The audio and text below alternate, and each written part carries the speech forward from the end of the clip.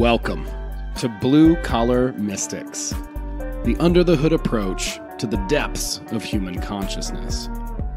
So many mysteries, so little time, so many big words. That's why we aim to take the mystical and make it practical, usable in your everyday life. And you know, we want to hear from you. We want to hear your story.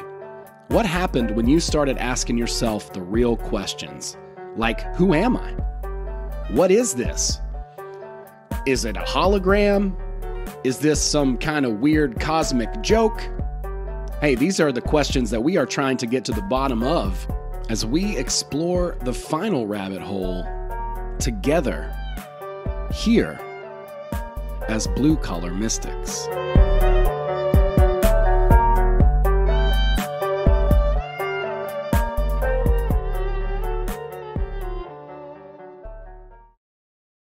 Right, all right, here we are. We're doing it. We're doing it this time. We had a little bit of a dry run the first time, but I'm so excited, actually, guys, about this series. I have the Paranoid American on the show. Welcome, my friend. That's me. Thank you. And, you know, we've been talking about occult stuff before, and I know how much research and how much time you put in to create story and embed some of these ideas of the Illuminati. That's what we're going to be digging into, the occult, this kind of stuff, to put it into your story. And so I know how knowledgeable you are, and I love so much the way you approach this stuff with a skeptical mind, but also in an open mind to like a lot of the magic that might be present in some of these different knowledge systems. So I'm really excited and grateful to have you here to talk about this, because I think this is going to really tie a lot of ideas together and give us some context for how we are living now, where some of these ideas and techniques come from, and why they have the power maybe that they do. Yeah, man, this is going to be fun. Probably one of my favorite topics of all time. So I'm ready to dig in as deep as you want. Dude, I'm so stoked. Yeah, I think it's going to be a lot of fun, and I think it's going to be really helpful for people because, yeah, and I said this, you know, to you before, but like just finding out that my grandfather was a Mason, like I just thought like, oh my God, like the world, I'm the problem, you know, like you're a reptilian. Yeah, you're a reptilian now. Exactly right. Like, I got to check myself. But, you know, then we had a conversation and talked a little bit about the Masons and what you discovered throughout that whole experience. Very similar to you, where my grandpa was a Mason, and it was like, oh man, now I need to make sure that I've got baby pictures and it wasn't just lizard eggs, right? Exactly. Yeah. I remember your story too, because you had the ring on and just had a G on it, and you thought that was just his last name. That was just his ring, but that was actually the Masonic G, and someone had brought it to your attention, right?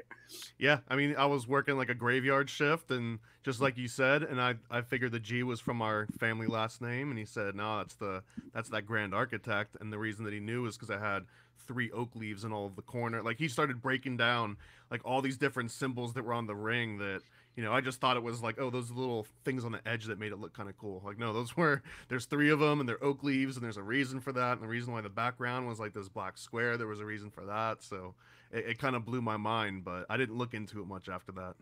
Man, but like, as we look at all this stuff, all these symbols, like they're embedded everywhere, like literally everywhere, all the places that we look.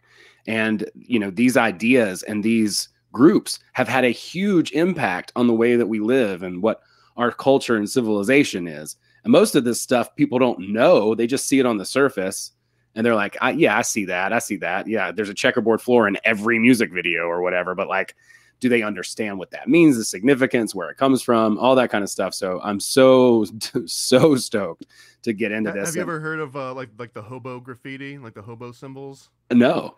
I don't remember exactly what era, but it was like 1920s or like early 20th century. And there was almost like a secret code that hobos would make on like fences or in like local areas to let you know that, you know, this house is friendly, this house is unfriendly, you might get shot, you know, this house has certain resources. And if you knew how to read those codes, you were kind of part of this like hobo secret society, and you knew how to like move around towns and knew, you know, where to ask for help and what areas to avoid. Oh, So yeah, wow. it's like this persistent thing. Like no matter what you know, class of society or whatever you're in, there's always these like secret codes that emerge that, you know, if you've got the eyes to see it, you kind of see this whole other language beyond. Wow. Yeah, I heard that in church actually, uh, back a long time ago when Christians were being persecuted, that one would take a stick and they would draw like just a curve in the dirt. And then the other one, if they were also a Christian, they would take a stick and then they would draw the rest of the Pisces fish to prove that they were part of that group. So they had this, secret Yeah, like a code. handshake almost, Yeah. right? Like yeah, like Yeah. here's half of the equation, you give me the other half. Yeah. Yeah, exactly. And exactly. And so this stuff is just so pervasive. It's so in our face. It's everywhere. And a lot of the stuff that I teach is from, directly from these secret societies, these magical rituals, or whatever we want to call them, practices, techniques, and they're just repackaged over and over again, from these ancient traditions. It's crazy. And we're gonna show that comes to like the Illuminati is probably the perfect example of this as well. Awesome. Yeah. So we're getting into it, the hidden history of the Illuminati and bringing it to the surface. I think this will be a lot of fun, and it'll help us too, I think, see more of these ideas and things in society and contextualize them. There's so many like Hollywood stories even and different sort of movies, all kinds of stories, all these Hollywood's things. gonna be a very, very common theme in almost any conspiracy or cult theme, or like, yeah, I mean, it's just like the number one thing that keeps perpetuating these stories for hundreds of years, and it's probably gonna keep going for another 100 at least. Yeah, I mean, it seems that way. Even the Disney stuff, like I definitely heard your interview and I thought it was great. And I remembered it struck me as I was listening. And I was like, oh my God, I remember there was a Donald Duck cartoon just full of sacred geometry. It was like 30-minute long cartoon of him. Oh yeah, and he's talking like Pythagoras or something. Yeah. Yeah. I've completely forgot about it. I'll have to dig that up. Dude, it's really good. And they're talking about the seed of life and all these geometric, patterns in there. They talk about phi, the golden mean, the golden ratio is in there. Yeah, I mean, these artists, it's not like, they took them out of like the closet and they just wheeled them over to their desk and they just drew and then they put them back in the closet. I mean, these guys, had very deep and complex ideas and things, especially if you were an artist and that was your full-time job. You were obsessed with, the arts, music and philosophy and just everything. So it's not like they were just getting these mindless, Disney animators. Like these were some guys that had really unique thoughts and were ready to, do something completely different. It was like the ultimate startup.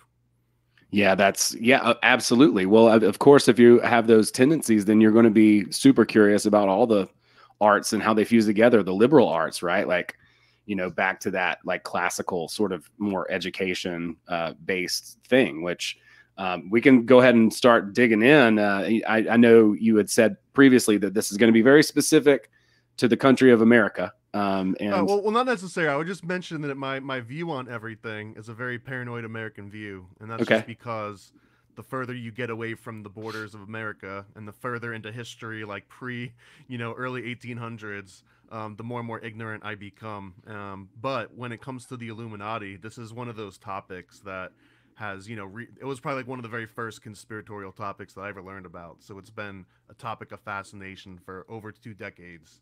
Man. So this is one that I have traced a little bit through history, but man, it makes me wish sometimes when I get into the really interesting parts, like I think I remember reading a little bit about that in like 9th or 10th grade world history, but I was definitely not paying attention at the time. Like it's actually a surprise that some of the stuff even like pops up, but I mean the amount of detail that we're going to be able to get in here, unless this is a 5-hour episode, which I don't think it is. We're gonna get plenty deep on all kinds of cool tangents we can go into later, maybe. Yeah, I'm definitely down for that. I'm down to keep the series going, right? Like, try not to do it all in one shot, but we do, however, several handful of episodes, and just kind of dig into some of the most interesting and or practical sort of rabbit holes that surround this. But let's go ahead and get started. Let's start laying down some foundations as far as what the Illuminati is and sort of where it comes from. So I think it's really important to get some context in order. So when we're talking about Illuminati, we're specifically talking about the Bavarian Illuminati, that was around in Germany essentially. This is in Bavaria, 1776. So what's going on around that sort of period of time is there was recently this whole expulsion of Jesuits from the Catholic Church. Catholic Church decided in like 1773 or something, all right, we've had enough of you Jesuits, go ahead and get out of here. At the same time, this was like the age of enlightenment. There was a lot more like reasoning that was going on, concepts that were, brand new and completely contradictory to the church. This was all sort of like up in the air. And then you also had this kind of tradition of like Rosicrucians that were in charge of like the mystical aspect of things. So if you didn't fall in line with what the Catholic Church wanted you to know about, Christianity, then maybe you were more into like occultism or mysticism. And if that was your case, your main group was probably going to be the Rosicrucians. So it was like this kind of battle between different religions, different religious systems, and then this whole idea of enlightenment, which also had a whole bunch of like atheists. So you've got like for the first time in modern history, these three major factions of like hardcore religion, hardcore mysticism, and then like anti-mysticism, anti-religion, all kind of working against each other. So it was a very, very unique time in history. Wow. So amidst a lot of conflict, people's worldviews clashing. That's never happened before.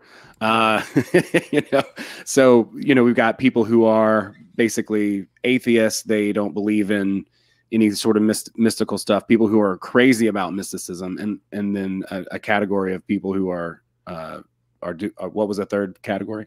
So you got the religious fanatics, the mysticism, these are like the Rosicrucians, and then you have like the atheists. And these are defining kind of like the three extreme boundaries, with a lot of people, winding up somewhere in the middle of all those. But they all kind of like lived in this. And this was a really unique situation in this time because the Jesuits had sort of been in power for a very long time up until now, when the Pope, basically set out a decree that said, Society of Jesus, like, we're not really cool anymore. So, we're not allowed to become in sort of like main positions of power. So one of those things that resulted getting into this Bavarian Illuminati was this guy, Adam Weishaupt, which I think he was like 20 or 24 at the time, brand new, fresh out of school. And he had a position at Ingolstadt, which was this college academy. And then as soon as the Jesuit order came down, he essentially got elevated to being the first non-Jesuit teacher in that entire school. And this kind of like just sparked his whole entire trajectory for the rest of his life, was coming into this power and kind of like automatically taking over from where the Jesuits used to be. Interesting. So to sort of fill the vacuum of that power that was held by the Jesuits, Adam Weishaupt is Kind the of, guy. but see, it was the Jesuits at this point. They kind of had a monopoly on education, because they had been in power for so long. They had amassed resources and money.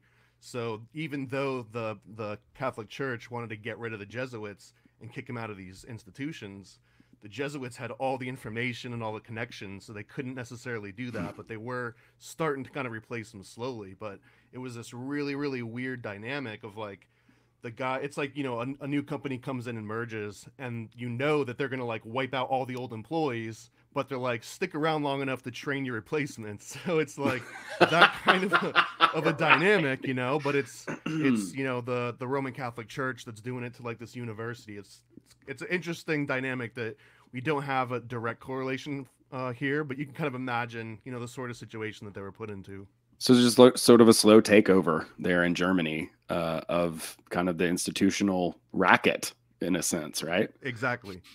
And you also, this is cool, is that there was these pockets of where the Roman Catholic Church still had a really strong stranglehold, and then there were places where Protestantism was becoming more popular. So there were certain areas where people were familiar with not necessarily like Enlightenment texts, but they were familiar with like things that were not in the traditional canon that was approved by the Pope and the Vatican. So these Protestant areas were a little bit more what they would call like liberal, because they didn't believe directly in whatever the Pope was putting out. And then you had a whole bunch of others, like we mentioned before, like enlightened sections. You had Rosicrucians, you had Martinists, which were sort of these like Christian mystics, Are you familiar with Rosicrucianism or Martinism? A little bit, a little bit. So, and then I think there's the modern day analogy to some of those would be like the Hermetic Order of the Golden Dawn, something like that. So it's that's that kind of same lineage, and those were like the mystics that I was talking about Okay. versus the hardcore, Catholics versus, and I guess at the time the atheists would have constituted like Voltaire and like the really hardcore philosophers essentially. Okay. Yeah. I mean, Voltaire, man, wow.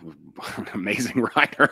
Like, very, very, very cold stuff, but also like Well, they really. were terrified of him because they would cite Voltaire as like the ultimate atheism, the rejection of morality. If you started reciting Voltaire in certain places, it was like worse than inciting the devil almost, because at least the devil would imply that there was still a God, right? Oh, wow. Yeah. That you had some sort of belief, right? Like some sort of faith. So But so I'm mentioning all this because you've got this whole dynamic between like three global institutions essentially.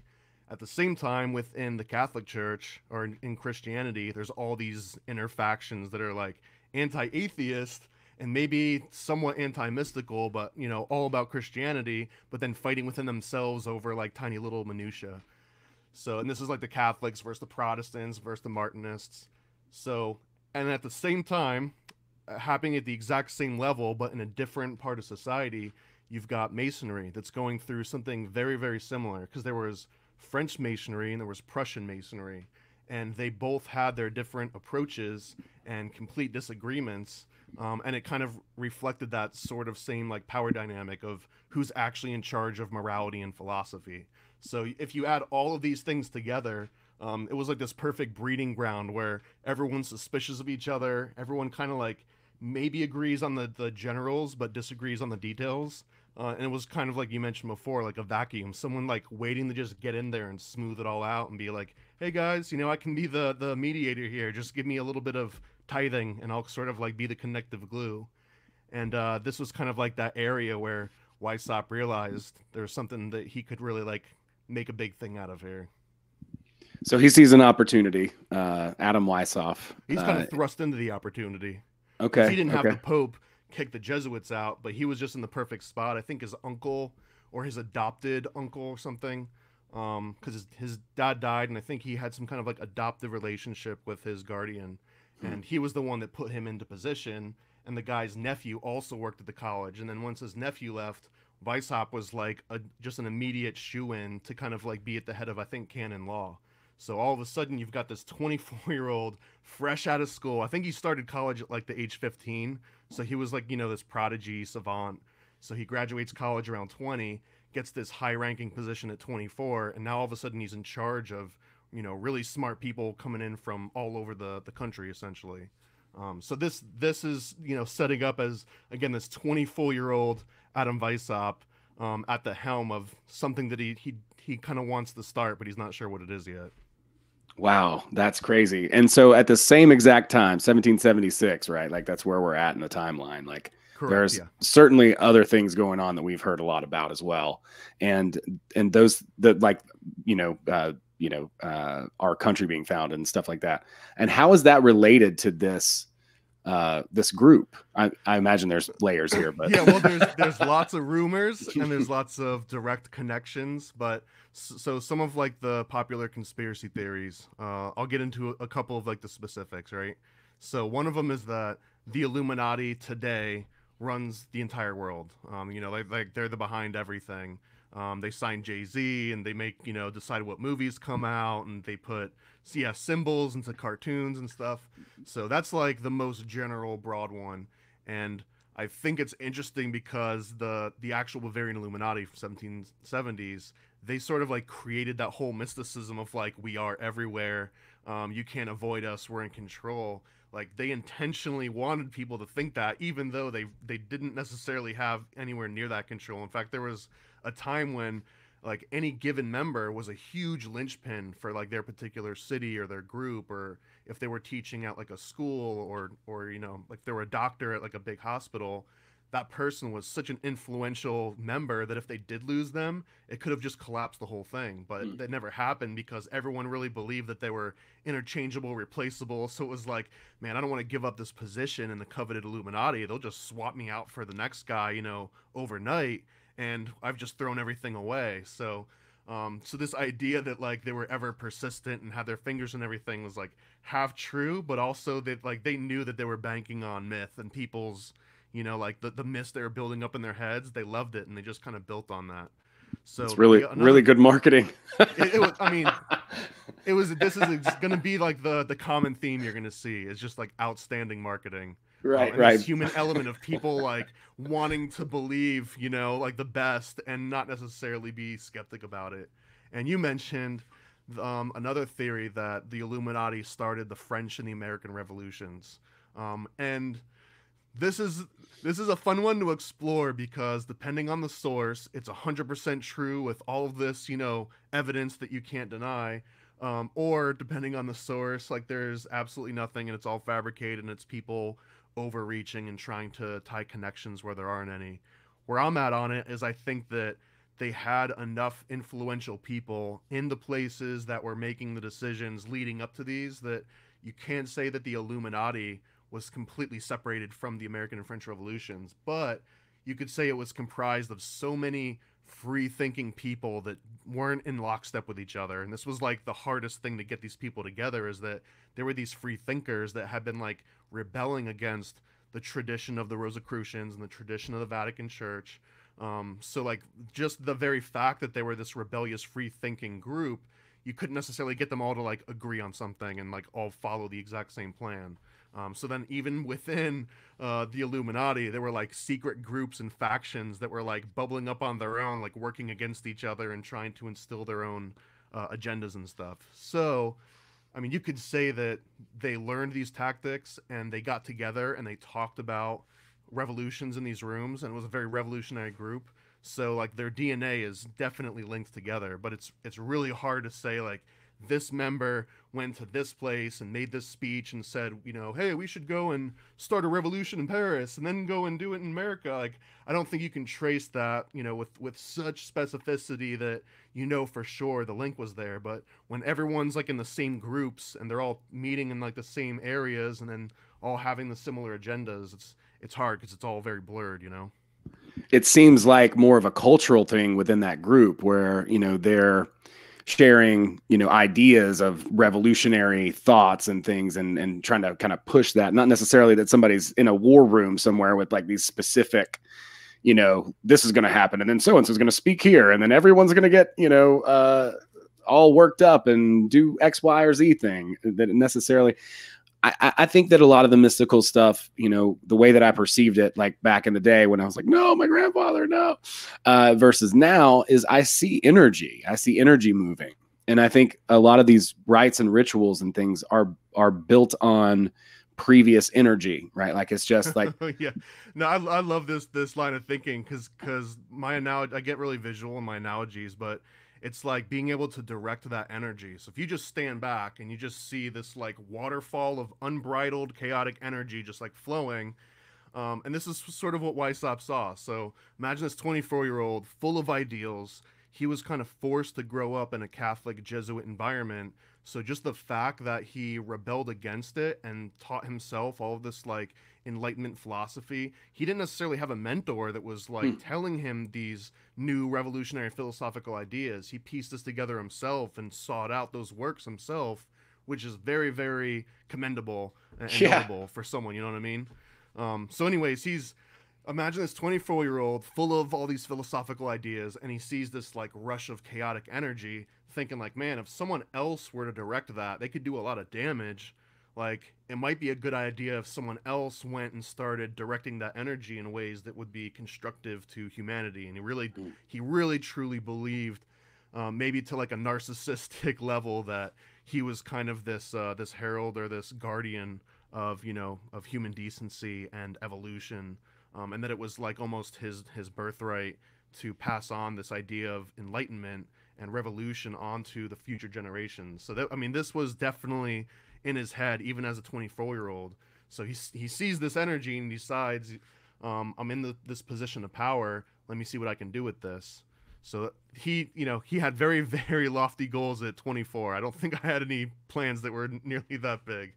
No, that's super impressive. He's like a little Manly P. Hall kind of guy, picking up all this stuff and picking up all this stuff back then. I mean, I can't even imagine how difficult it would be to find some of these works, some of these books, and dig through all that. I mean, that's well, this is where it gets into my sort of favorite parts, because the human element rears its ugly, warty, disgusting head, where Adam Weishaupt was very, very apt, like in philosophy and politics, but when it came to like the really arcane sciences and occultism and magic, he was kind of a bumpkin.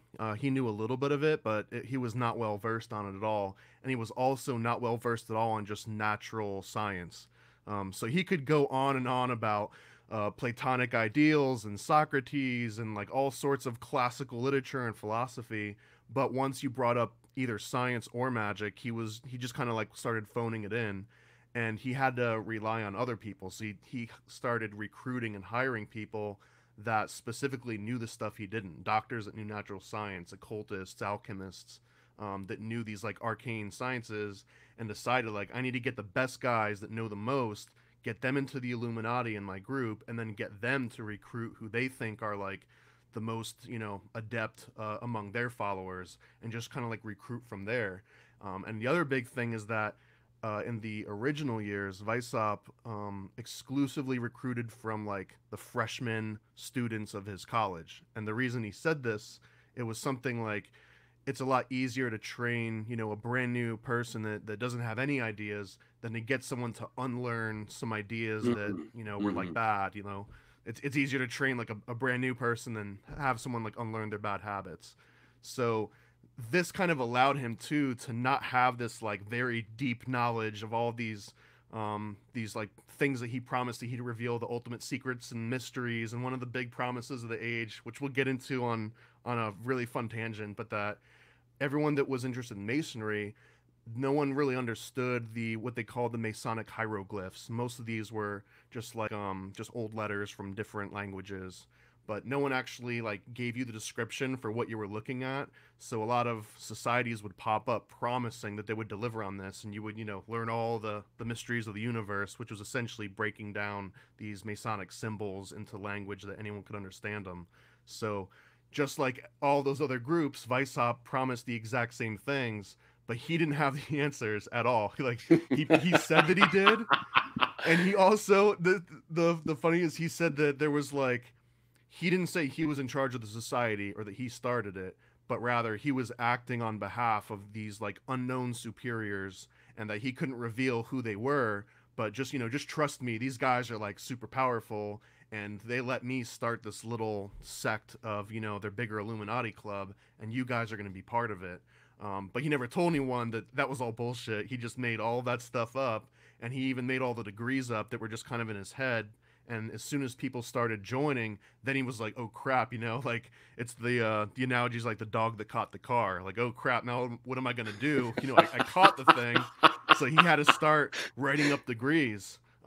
So anyways, I want to stop in case you want to get any anecdotes or anything in, because I'm gonna start just rapid firing on the history. That is so fascinating. He's the first life coach. He's just like, I can solve your problems, whatever they are, and so I love the dog that caught the car analogy. That's awesome. But also I love his strategy to get, the wisest people, and to find people who are hungry and want to learn, who don't already assume that they know things, because the hardest thing to do is to convince somebody that they don't know something they think they know. That's damn near impossible. You know what I mean? So I get that. I see that actually, in a lot of the different trainings that I've done myself, where people are like, oh, you don't have any experience? Good. We want to train you, how we think you should do this, whatever it is. I'm referring to raft guiding in this particular instance, but I think there could be lots of different situations where somebody comes in and they have preconceived notions about things. But I love his strategy. Every industry, that's the same thing in my industry too, where you're Sure. almost worried someone comes in with 20 years of experience. It's like,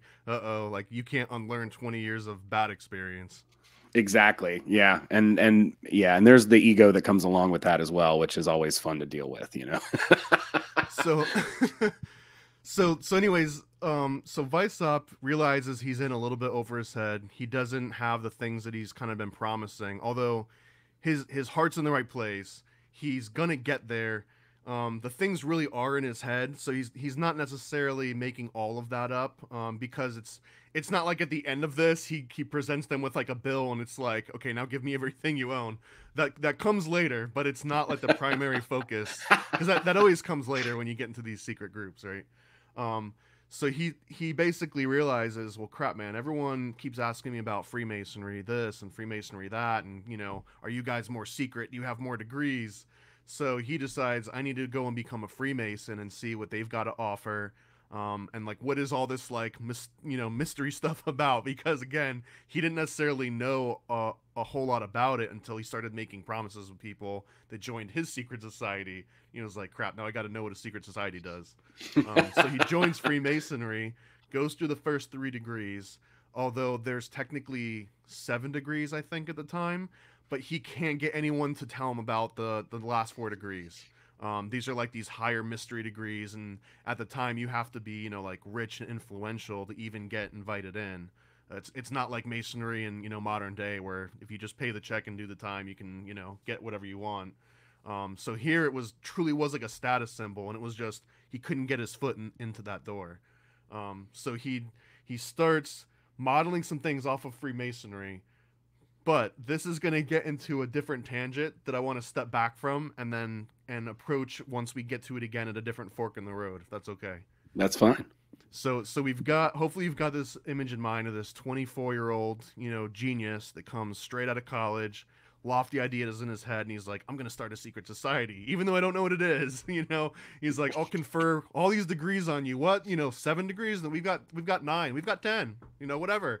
Join and you'll find it out for yourself. You'll get the secrets of the universe, yada yada. So and again, he's in this position of authority, being this first non-Jesuit teacher in this school, and he's strictly recruiting from his students and other students of the school. So imagine how hard it was for him to pick out like the guys that were already kissing his ass because he's the teacher, and then being like, hey, I've got this special club after school, let's meet up or whatever. So he kind of had reign over who he wanted to pick and who he selected them as.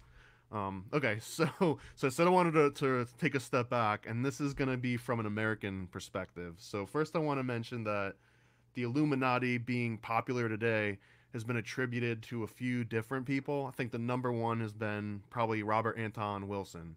Are you familiar with Robert Anton Wilson or his work? He's one of my favorite thinkers of all time. Personally. Okay. Yeah. Okay. Love his stuff. And I think you quoted him in depth before, right?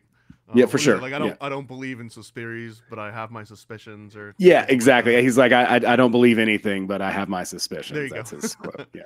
So he's more often than not credited with bringing the Illuminati, specifically the Bavarian Illuminati, into pop culture, and I think he did this sometime around like the late 60s, early 70s.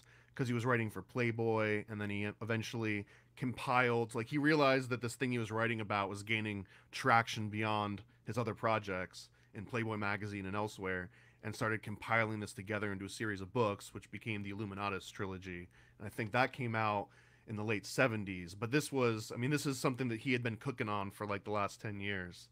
And have you ever heard of Operation Mindfuck from Robert Anton Wilson? I almost referenced Operation Mindfuck like at the beginning of this whole thing, right? Well, so you could say that Operation Mindfuck was almost like if the concept of the Illuminati had died and was flatlining, this is like the guy coming up with the paddles and like boosting it back to life, So Robert Anton Wilson's Operation Mindfuck brought the Illuminati way back, fully back into life in the late 70s or something. And what's interesting about this is that he was asked about it in some interview, and I can't remember, it was something called like Disinformation, but he asked them specifically, the interviewer asked Robert Anton Wilson, hey, you wrote about this Illuminatus trilogy, you've clearly done some research into the Illuminati, and what do you actually think about it? and he more or less is going to come to the same conclusion that I think that, you know, we are here at least. And it's just that it was a secret society that was short-lived. It was around for like 10 to 15 years or something, and then died out. And it kind of like was hatched on the back of Freemasonry, and if anything, it dissolved back into Freemasonry. So it was just kind of like this little blip in time. But that little blip is very interesting, and it's survived for a reason. And I'm gonna make a pretty good argument that it's not because of Robert Anton Wilson. He might have kind of like brought it back into the public sphere a little bit. And his idea with Operation Mindfuck was essentially blame every assassination and downturn of the economy, and if there was, you know, like a climate crisis, anything at all that was newsworthy and seen as a horrible deed, Operation Mindfuck was to blame it on the Bavarian Illuminati, and just to get as many people, you know, like parroting this thing of, oh God, you know, the stock market's going crazy, the Illuminati's had it again, or like if anything at all, world wars, you know, came up in the public conversation, oh, the Illuminati's behind this. So he kind of wanted to take credit for putting that back in the public sphere. So we can argue all day if he successfully did that. I'd say he probably did, but it was based on this sort of like puritanical, purely American, like knee-jerk reaction to like, oh God, you know, this bad thing's happening, where's our scapegoat? And if you just present this nice scapegoat packaged with all the reasons and like nice pictures and worshiping Baphomet or whatever, if you just present this in the right way, in the right type of media, you can get everyone on board. And I think Robert Anton Wilson wanted to do this because he'd already seen it happen with the Illuminati specifically, and was like, hey, how fun would it be to revive this 100 years later and get everyone's, you know, like clutching their pearls again about this old secret society from, you know, over a century old. Wow. Yeah. I mean, it's crazy because they went on and they even did he was part of the religion of Discordianism. Are you familiar with that whole thing too? With the heiress and the golden apple and that whole bit. I didn't even realize that was a real myth until much later when I read Iron John maybe a year or two ago. And I was like, oh my God, like heiress that's a real archetype and a real myth. And this is really what what makes it so potent, man. Is like they're pulling on real archetypes and real information, but having a whole lot of fun with it and just, you know, mishmashing it together. And I would also say, again, this is a very uniquely American thing in my mind of taking like all these different world culture, and not in a way of assimilation, but just in like, I'm gonna take all the coolest parts and like put them all together in this like melting pot of ideas. It's such like an American concept, I think, that hasn't existed outside of Europe essentially. No, that's really true. We're great at that, you know. We're great at reassembling things and relaunching it and rebranding stuff, which kind of makes me want to go back to the Weishaupt and the Masonry kind of thing, because you're talking about this. We're gonna get there. Okay, cool. So go ahead. So Robert Anton Wilson, we're gonna pin somewhere around 1968 as Operation Mindfuck, and then Illuminatus trilogy comes out in like the 1970s. But we're going to start going backwards in time a little bit to kind of prove that Robert Anton Wilson didn't just like create this out of nowhere, because not even 10 years before that, in 1961, I've got some notes here. I went deep. Awesome, dude. So, thank you. in the Roman American newspaper, June 17th, 1961, there's an article where they're talking about foreign agents. And they mention the Bavarian Illuminati specifically by name, linking it to the French Revolution. And they're mentioning how this concept of like foreign agent, if you accuse anyone of being a foreign agent, it just completely removes all of their credibility. So they were coming up with all these examples of how someone called Thomas Jefferson a foreign agent in order to try to like defeat his credibility. And they cite Illuminati as like, if you just say someone's part of the Illuminati, then you've kind of removed all of their agency. Like their argument is moot now because you feel that they're coming from this nefarious group. So again, this is 1961. Someone talking about throwing someone and calling them Illuminati meant that, you know, they were like this nefarious guy. 1956, there was an article about Benjamin Franklin in the same paper that was putting forth this idea that he was part of the French Illuminati. Which, and we're talking before, we got the Bavarian Illuminati. After they kind of dissolve, it sort of gets reabsorbed into main Masonry. And at that point, French Freemasonry kind of like was winning out between French and Prussian. But we're going to keep going backwards. So we're at 1956. 1933, there's a really, and I highly recommend anyone to look into this, but an issue of the Sunday Star magazine from March 12th, 1933. And there's a fictional article, and it's called The Club for Better Murderers.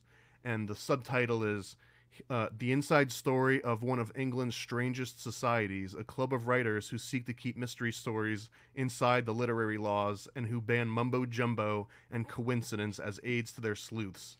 So it was like this purely fictional series, and one of the articles that opens it up, he says, I take pride in setting out conditions of membership in their actual forms, setting a good example to the Mafia, the Ku Klux Klan, the Illuminati, the Rosicrucians, the Red Badgers, the Blue Buffaloes, the Green Guerrillas, and the League of Left-Handed Haberdashers, and the Association of Agnostic Albino. Like, you can see he's like starting to get like funny about it.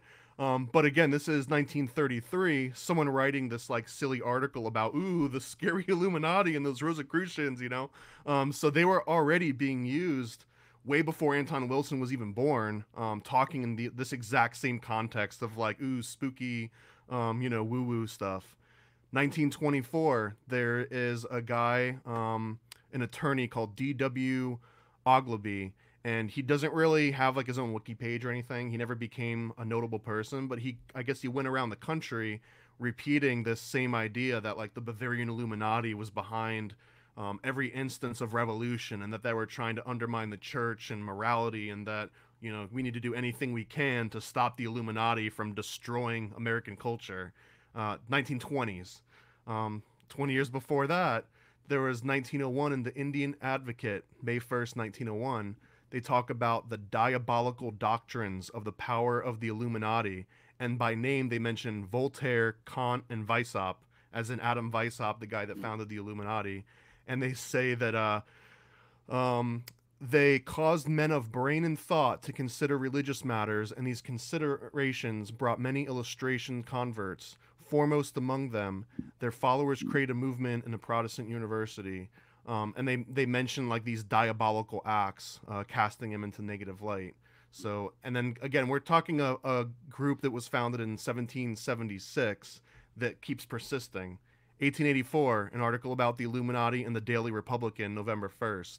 1879 in the Central Presbyterian. This is another interesting one. You mentioned the year 1776. Yeah, coincidence, right? It was the founding of America, more or less. It was the founding of the Illuminati. It was also the founding of a new secret society called Phi Beta Kappa, which is still extremely influential to this day in sort of like the Greek college system. Have you ever heard of Phi Beta Kappa? I have, yeah. Okay, so they were also founded in 1776. Funny coincidence, right? It's very funny. Like how many coincidences do you need to add until you start, getting a little bit suspicious? If it's three's your number, we're already at 3, right? And there's gonna be a couple more. So like, you decide where your threshold is when you're like, okay, this is more than a coincidence. Right. That's great. And in this article in 1879 about the birth of the Phi Beta Kappa, they also link Phi Beta Kappa to the German Illuminati by name. Although they're trying to kind of disprove this lineage of that there was a general in like the French army that became part of the Bavarian Illuminati, and then from there they were influential in forming the Phi Beta Kappa. The article's trying to sort of like disprove that link, but again, this is Bavarian Illuminati popular knowledge still 100 years after they were supposed to have been dissolved. So here's one that I just found out recently that blew my mind. 1860. So we were at 1886. I'm just going to start going back in like 20-year chunks until we get to the actual Illuminati. 1860, Eliphas Levi writes The History of Magic, or at least it's published, and he's got an entire chapter. Chapter 6 is called The German Illuminati, and it's specifically about sort of the mysticism that was involved. Now, have you ever read the History of Magic? No, I've never read it. Good. It's a great book, but it's very, very similar to other books written about this kind of topic at the time. It's scattered as hell. Like, even though it says chapter 6, German Illuminati, once you get like 3 sentences in, he's jumping like all over the world in time zones. So It doesn't necessarily read like this direct chronological, encyclopedia. But his chapter starts with German Illuminati and then just like wildly starts linking to other things.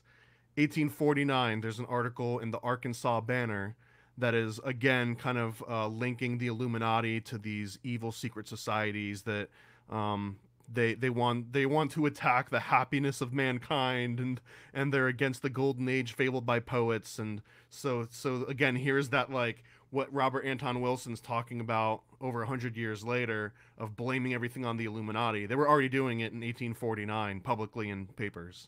1827, a guy named Sir Walter Scott publishes a 9-volume set called The Life of Napoleon, and in these volumes he makes one of these original declarations that the Bavarian Illuminati was behind the French Revolution, that then started the Napoleonic Wars. There's not a lot of substance to that claim, but it's one of the earliest ones made, so it's constantly cited. We've got another article from 1823, the Wilmington, talking about how the Illuminati's structure was based on the structure of the Jesuits, which is 100% true. Like we mentioned before, Adam Weishaupt, he grew up in this Jesuit system, so it's all he kind of knew. And once they got kicked out and he had a chance to start his own system, that was like the template that he followed, was this Jesuit idea. And I'm still very much a bumpkin when it comes to understanding the difference between the protocol of the Catholic Church and the Prussian Church and the Bavarian Church, and then you've got the Jesuits that come in. But essentially the Jesuit system, the way that Adam Weishaupt implemented it, was a system of control where anyone that's like on the same peers, let's say you go to your job, and we're gonna make you white collar today. So you go into your job and you're on like a board of directors. In a normal business environment, like, those guys and you can kind of verse with them because they're your peers. In a Jesuit system, you're intentionally kept away from each other so that you guys can't come together and make a decision that might affect someone above you, and then just turtles all the way up and all the way down, right? So like, you've got a whole series of managers and they're not allowed to know each other, because they, the guys at top are afraid they're going to get together and overthrow you. So it just keeps going all the way up to the very, very top. So Weishaupt sort of implements this same strategy, and this falls in line with this first group that he initiates, and he's like, oh yeah, we're just part of this little sect. The guys upstairs, like, they won't let me tell you, where the other ones are, but there's, we're all over the place. You can't hide from us. We've got eyes everywhere, but it's like him and these 4 students that he called out their class. And this is where it all starts, and it just kind of like grows from there. Wow. Fake it till you make it. And yeah, and keeping people, separate, right? Like, what is that? And there's a word I'm looking for. Compartmentalized. Yeah, compartmentalized, right? And it's what the military does today too, for similar reasons, where absolutely someone gets captured, you don't want them to be able to give up, the whole gig, which ironically is exactly what happens and takes the Illuminati down soon after. So we'll get into that too. Oh, that's so funny. I'm tracing it back. We were at what, like 1823, 1809. These are all American newspapers, by the way. 1809, the Portland Gazette. It talks about something called the Theosophical Society, aka the Columbian Illuminati. I've never heard this Theosophical Society referred to as the Columbian Illuminati, but here it is in 1809. And this is a little bit of a hit piece, because they mention is what is said of the devil tempting man and when he commits wickedness and spitting in their face. This is talking about people that follow the Illuminati. 1798. There's a newspaper article in the same Portland Gazette, December 10th, 1798, and they're talking about the Illuminati degree of Weishaupt and these German and French lodges. So, and 1798 is maybe 20 years after the founding and maybe 10 years after it dissolved, quote unquote. So what I just did here is a full lineage from like when it was actually formed in the 1770s to American newspaper articles that were just on full blast. Like, as soon as the Illuminati was discovered in the 1780s, American newspapers were just nonstop writing about it all the way up until the 1960s. We're still citing it. Then Robert Anton Wilson comes out, and he probably knew about it because he was interested in magic and he was interested in Rosicrucianism. So Rosicrucianism and Freemasonry and the Bavarian Illuminati are all so closely linked together. that it was impossible for him to not come across that. So that was kind of what planted that little seed in his head. And later on was like, okay, Operation Mindfuck is, in full swing. We're gonna start dropping Illuminati as many places as we can. So anyways, that's where we get from this 24-year-old that starts this little, club of rich kids essentially, and it brings us to modern day when we're still talking about it. Wow, dude, that is fascinating. And it's all just a fake it till you make it, just created, Kinda.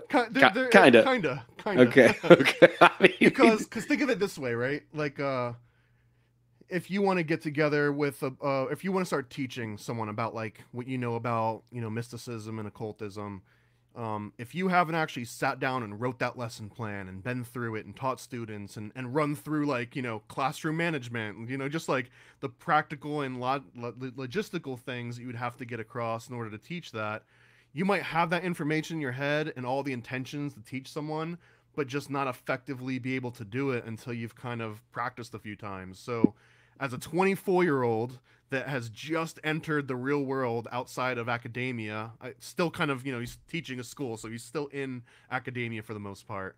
But it's not like he was this 80-year-old guy that had this lifetime of wisdom to draw upon and like put these things together. So the reason why I say it's a little bit fake it till you make it is because like he didn't make this stuff up just to get the attention and to like get people on his side. That was part of it, but he truly did want to know about these things, and he really did have like these ultimate goals.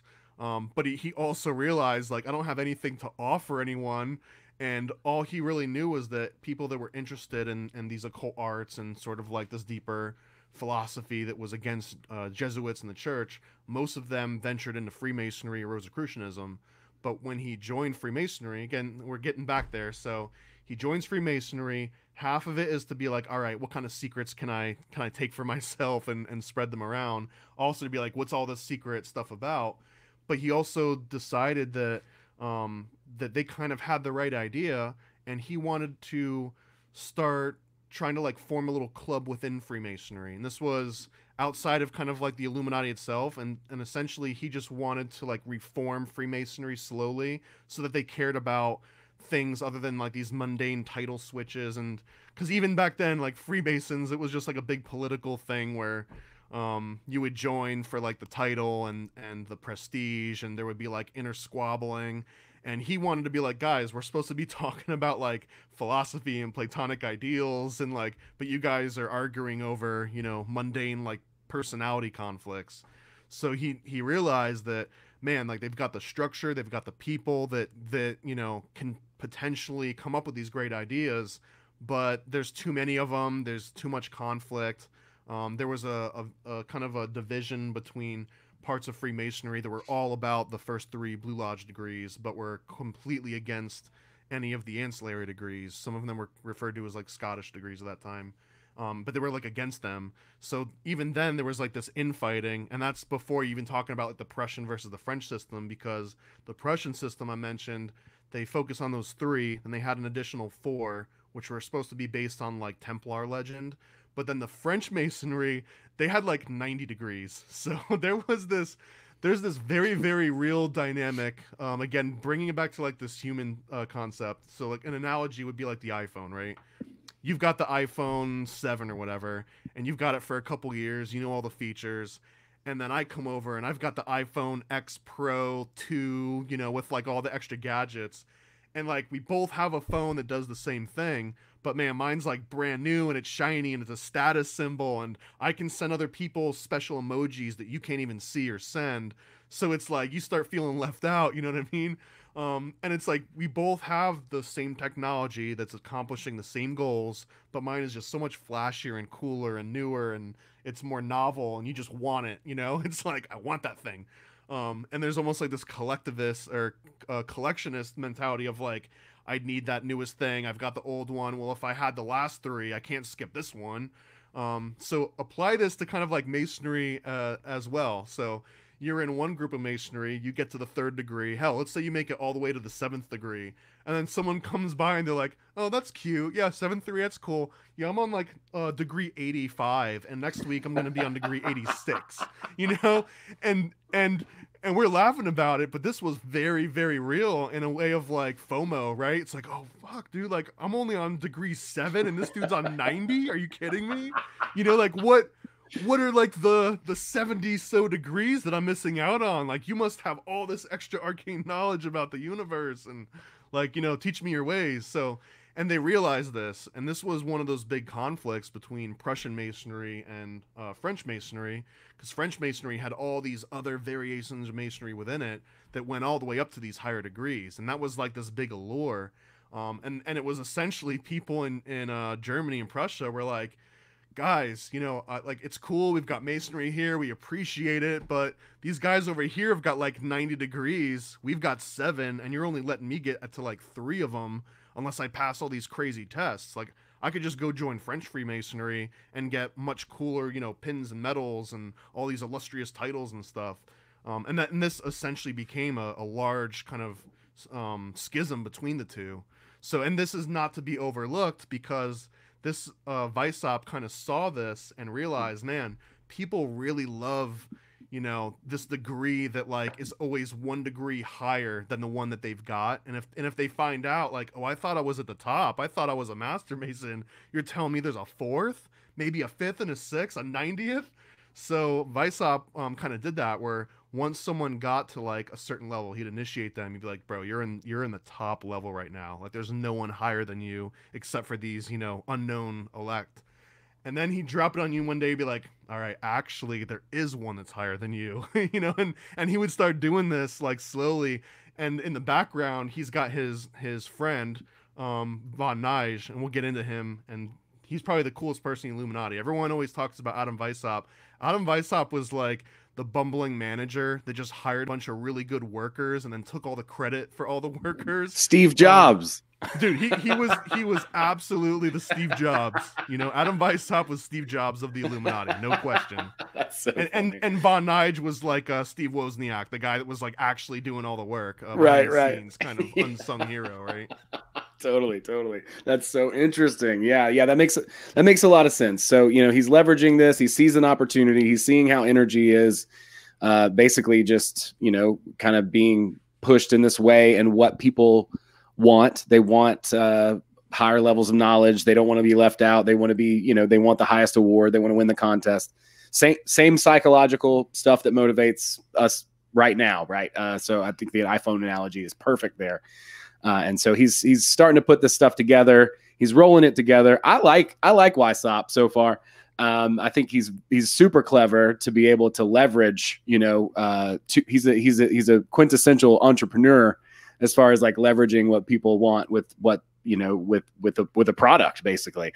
So he's a wizard in that. So that's interesting. And I see kind of, you know, what he's doing psychologically, you know, as well with the motivation with these younger students and pushing them into this stuff. So he's about to start pursuing these more mystical tradition kind of stuff. I assume is kind of what specifically just because he keeps making these promises, so he has to keep backing up the promises with like more degrees. Yeah.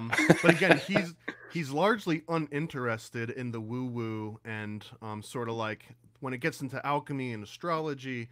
He's interested enough because, you know, smart people before him cared about it. But I think he really was more about, all right, what are the goals of this big organization? You know, he's the CEO that's not necessarily on the assembly line that gives a shit about the product or like the QA process. He's thinking 10 years into the future and strategic alliances with this other company. And how can we, you know, move into these different verticals? You know, he's way beyond thinking of like that very low level aspect of it. And I want you to keep this idea of like this bumbling manager that's just hiring really good employees and taking the credit, because that's, again, it's going to be like this constant, like the marketing team. He's like in charge of the marketing team almost. Right. So Adam Weishaupt's own stated goal at one point was, and I think I've got something that's like a loose translation, but it was that the order of the day is to put an end to the machinations of the purveyors of injustice, to control them without dominating them. And here he's talking about the Catholic Church, the Jesuits, even to some extent maybe the Rosicrucians. And I want to mention the Rosicrucians. The reason why they're so important here is because Freemasonry more or less didn't necessarily exist a whole lot before like the 1700s.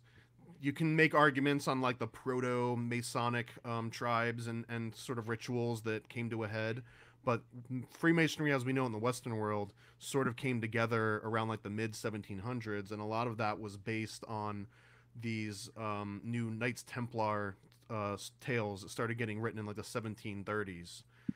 So like that whole lineage was developing and it was still in its infancy, but Rosicrucianism predated that back into like the 1500s, and they were sort of like the original template for these arcane knowledge and learning about alchemy and learning about kind of occult facts, especially in this particular area in Prussia. And there was another element here to these Rosicrucians that they weren't necessarily all super rich like the Freemasons. Typically, when you got to these higher level of Freemasons, it was because you were at the higher level of society and they actually charged you a boatload. It was like Scientology almost. Like if you want to get to that, you want to talk to Zeno, bro, you got to pay up. You know what I mean? You got to like, you got to sweeten those pockets by at least like 200K. Maybe it's inflation. It's probably over $1 million now if you want to talk to the big guy. So that's kind of how Freemasonry worked too. Weishaupt saw this and he decides he's going to make the Illuminati free to join, free to pay. There's no dues you have to pay. If there's any like books or postage, which was usually like the main cost in these secret societies, then it was just up to your local lodge to figure this out. And again, like the local lodge was just like lodge of one, him and his 4 students. But he's like, oh yeah, all these lodges, you know, they just kind of like split the costs and everything. That's how it works for those other guys. So that's kind of how we'll do it here. So and another reason why I bring that up is because aside from Freemasonry, Rosicrucians kind of had that same idea, because the books on alchemy and occultism, they weren't cheap or easy to get because it was heresy and it was against the church. And if you even got caught with it, who knows what could happen. I mean, at the least, you could get expelled from your country, which probably meant certain death unless you had friends outside the country. But I mean, even worse, who knows if you got caught with it in a dark alley and there was no witnesses to say that you didn't attack first, you know? So even to come across these arcane books and grimoires cost unreasonable amounts of money. So these societies started to form called reading societies. And it wasn't necessarily like Rosicrucians or Freemasons or people that even agreed on something. It was just a bunch of people that all wanted to read this really expensive book. Everyone throws in, you know, $20. And then Owen goes and he orders it from Amazon for $800. And when it comes, you guys all get together and read it together. Or, you know, it's like a book club and you share it after you're done. You pass to the next guy. So these reading societies kind of form this basis of the Rosicrucians and the Enlightenment, and all of these were to come. If you wanted to read anything at all that the church didn't give you like the official stamp, it kind of came through these like secret reading societies. So in Europe, this whole like secret society aspect, it really was like book clubs, you know, a bunch of nerds that wanted to read expensive books and couldn't afford to build their own libraries, and it kind of builds up from there. So in my mind, that's like the real prototype. That's the real template that kind of everything else followed afterwards, from Freemasonry to the Bavarian Illuminati to the Rosicrucians, everything. Yeah, so he's doing it different, and it's pretty brilliant. And I love his pitch too. Like, hey, all these other folks over here are doing it this way, you know. But he already had a library from the school that he taught in, so it was like, well, I've already got the books. I don't got to charge anything. That's great. Yeah. And so those folks are there, they're engaging in that, and he's continuing his pursuit, you know, bringing these other people in who are going to, you know, teach these other aspects. And also he's going to start pursuing, I guess, some of this mystical stuff just because he needs to know to fulfill his sort of duties, right? Like to be able to claim authority. So he's just going to offload this onto someone that can actually handle it, because he's way over his head. Gotcha. This is that dog that caught the car or whatever, the startup that sold, you know, the product to that big company, and they're like, oh crap, now we got to hire 200 employees in order to meet demand. That was sort of the position that he was in at this point. Yeah. So 1776, the Illuminati is a grand total of 5 people, him and 4 of his students that he personally selected and worked with. I think like 2 years later, they get up to 12 members. And then that summer, they They almost double. They get to like 30 or something like that. But it's still like this tiny little group. Even after 2 years, it's got, and they're all students. They're all brand new babies that are fresh out into the world, don't necessarily have like a lifetime of experience or anything. So it's like Daddy Weishaupt for everything. He can kind of give them all the information that they need, and they love it, and they're following him blindly.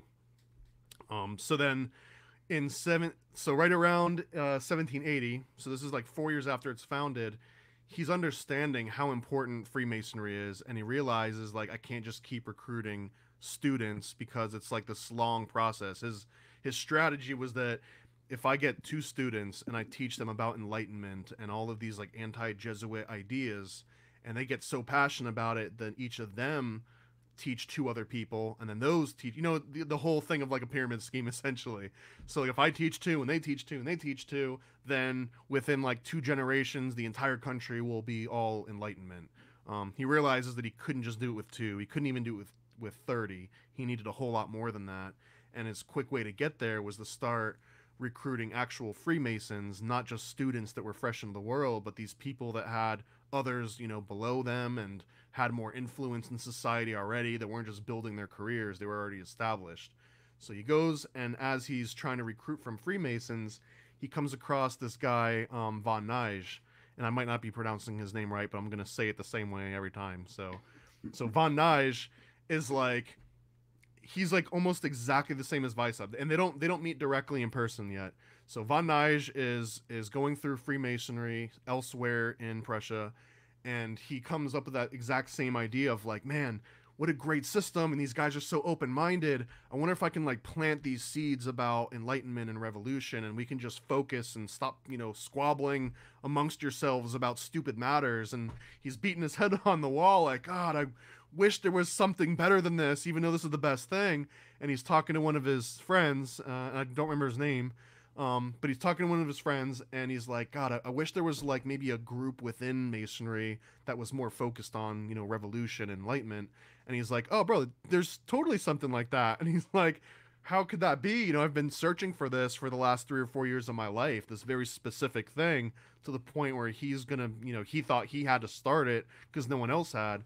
It's like, how do I not know this? And his friend's like, well, that's actually proof to how secretive they are, is that even though you've been searching after them, they're not like advertising themselves. So they've been able to keep their entire identity secret from even the people that kind of seek them out, which was truly unique, because a lot of these secret societies at the time, it was like, we're secret, wink, wink, like we're the most secret of all. You want to join us because, who wouldn't want to join the most secret society ever? It's like they had this like lack of humility that worked against the whole like secretive aspect. I'm sorry about that. Yeah, go ahead. You're good. So yeah, sorry, go ahead. My bad. So the whole secretive aspect, he figures out that I need to start recruiting these Freemasons. Von Nige comes in, and man, he lucked out with Von Nige. Von Nige was the Steve Wozniak, like we mentioned before. He comes in and he's like, I love it. I love Masonry. I love what you're doing with this thing. I also want to kind of instill this revolutionary enlightenment idea. How can we do this together? And Weishaupt gives them the same bullshit pitch where he's like, these guys, these unknown superiors, man, we've got, eyes and ears all over the place. It's so great that you came to me here. Like, I've been waiting for you. Yeah, dude. Exactly. Yeah, bro. Like, we've known, we've had our eyes on you, where we knew that you were gonna come and talk to us here at this point. And again, it's him. He's like the wizard, of Oz essentially.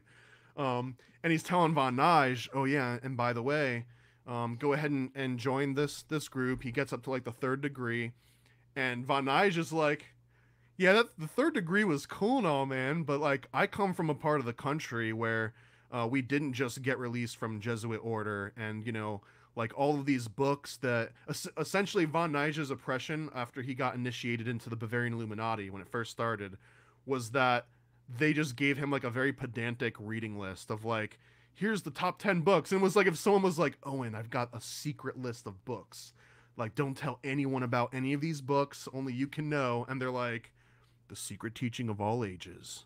Yeah. Behold a pale whore. You know what I mean? It's like the things that you've already come across a million times because it's like the initial reading list. which made sense because if you were just recruiting kids that had just entered college and had no access to this stuff, then of course this is like, oh man, you're blowing my mind. You know, it's like a 13-year-old hearing Rage Against the Machine for the first time. Yes. They're like, oh yeah, man, like Exactly. fight the power. You know what I mean? Right. But you play that same song to a 40-year-old, they're like, yeah, I get it, bro. Like, I heard that too. You know, I've got a job now. You know, it's like, so he's encountering that same exact dynamic where he's going up to these 40-year-old Freemasons and he's like, listen to this Rage Against the Machine, bro. Isn't this gonna blow your mind? And they're like, yeah, it's cool and all. So Von Nuys is like, I went through your degree, bro. I appreciate it. It was really cool, but this reading list is, not impressive. I've read all these before, and more than that, like, you made a spelling mistake on page 1 and 3 and blah blah blah, and you got this wrong. So he's instead of being impressed and joining this like illustrious group and realizing that all the secrets are there, he was just like, oh, this is a little bit underwhelming. And Weishaupt, takes note of this, and he tells him, "Oh no, well, don't worry. There's much more secret degrees. There's actually a fourth one that'll blow your mind, bro. But I can't bring you into it just yet because the guys upstairs say that you got to prove yourself more. And in order to prove yourself, you got to pump those numbers, baby. So we're gonna have to get a couple hundred members, and once you can show that you're down for the cause and you can recruit people, then we're gonna give you that fourth degree." So Von Nuys gets to work, and Von Nuys is smart. I mean, he's like the best tech recruiter you could ever hope for if you were, trying to hire people in your company. Weishaupt goes back into his hole and he starts formulating, what do I want to do with all this power that I'm amassing?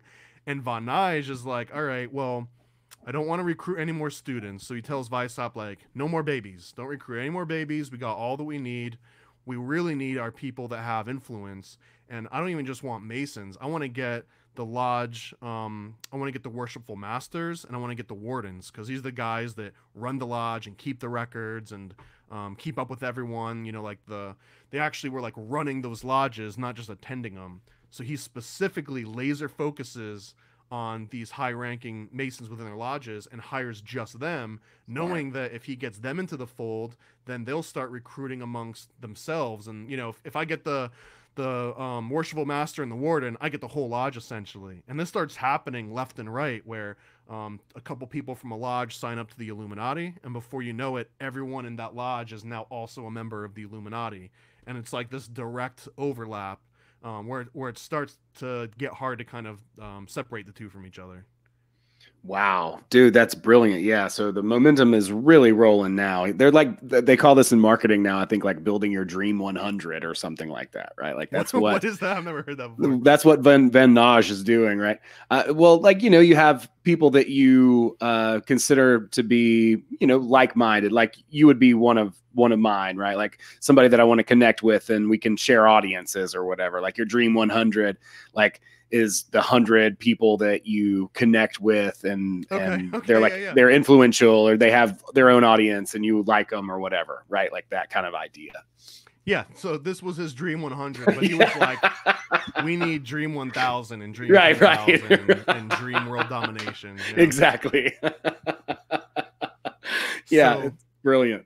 Okay. So Von Nuys comes in, and Von Nuys starts actually recruiting these high-ranking Masons, and they were going after like doctors, philosophers, lawyers, like the higher end of the learned society, like people that had to be in business for a long time and had client lists and people that relied on them and had very specific specialist knowledge. And part of the reason here too is that, God, this is such an interesting aspect of this, is that Von Nuys, in recruiting all these people and doctors and chemists and, artists, just every walk of life at the peak of those different respective careers, he kind of becomes this like Google, right? He's like this middleman that can connect the smartest doctor to the smartest chemist to the smartest artist. Like he's LinkedIn for all these guys, essentially. He's like their one connection between them all. And he thinks that he's one of many all over the world, or at least all over the country, because Weishaupt's over here like, oh, you're just in this little sect, and I can't tell you about the other sects because that's how I'm running my show here. I'm doing this Jesuit thing. Don't worry about it. So Von Nuys figures like, oh, there's other guys around the country doing the same thing as me. That's cool. But all these guys, again, they get initiated and they're like, hey bro, the reading list is cool and all, but like you were promising dude, you were promising some pretty lofty things, my dude.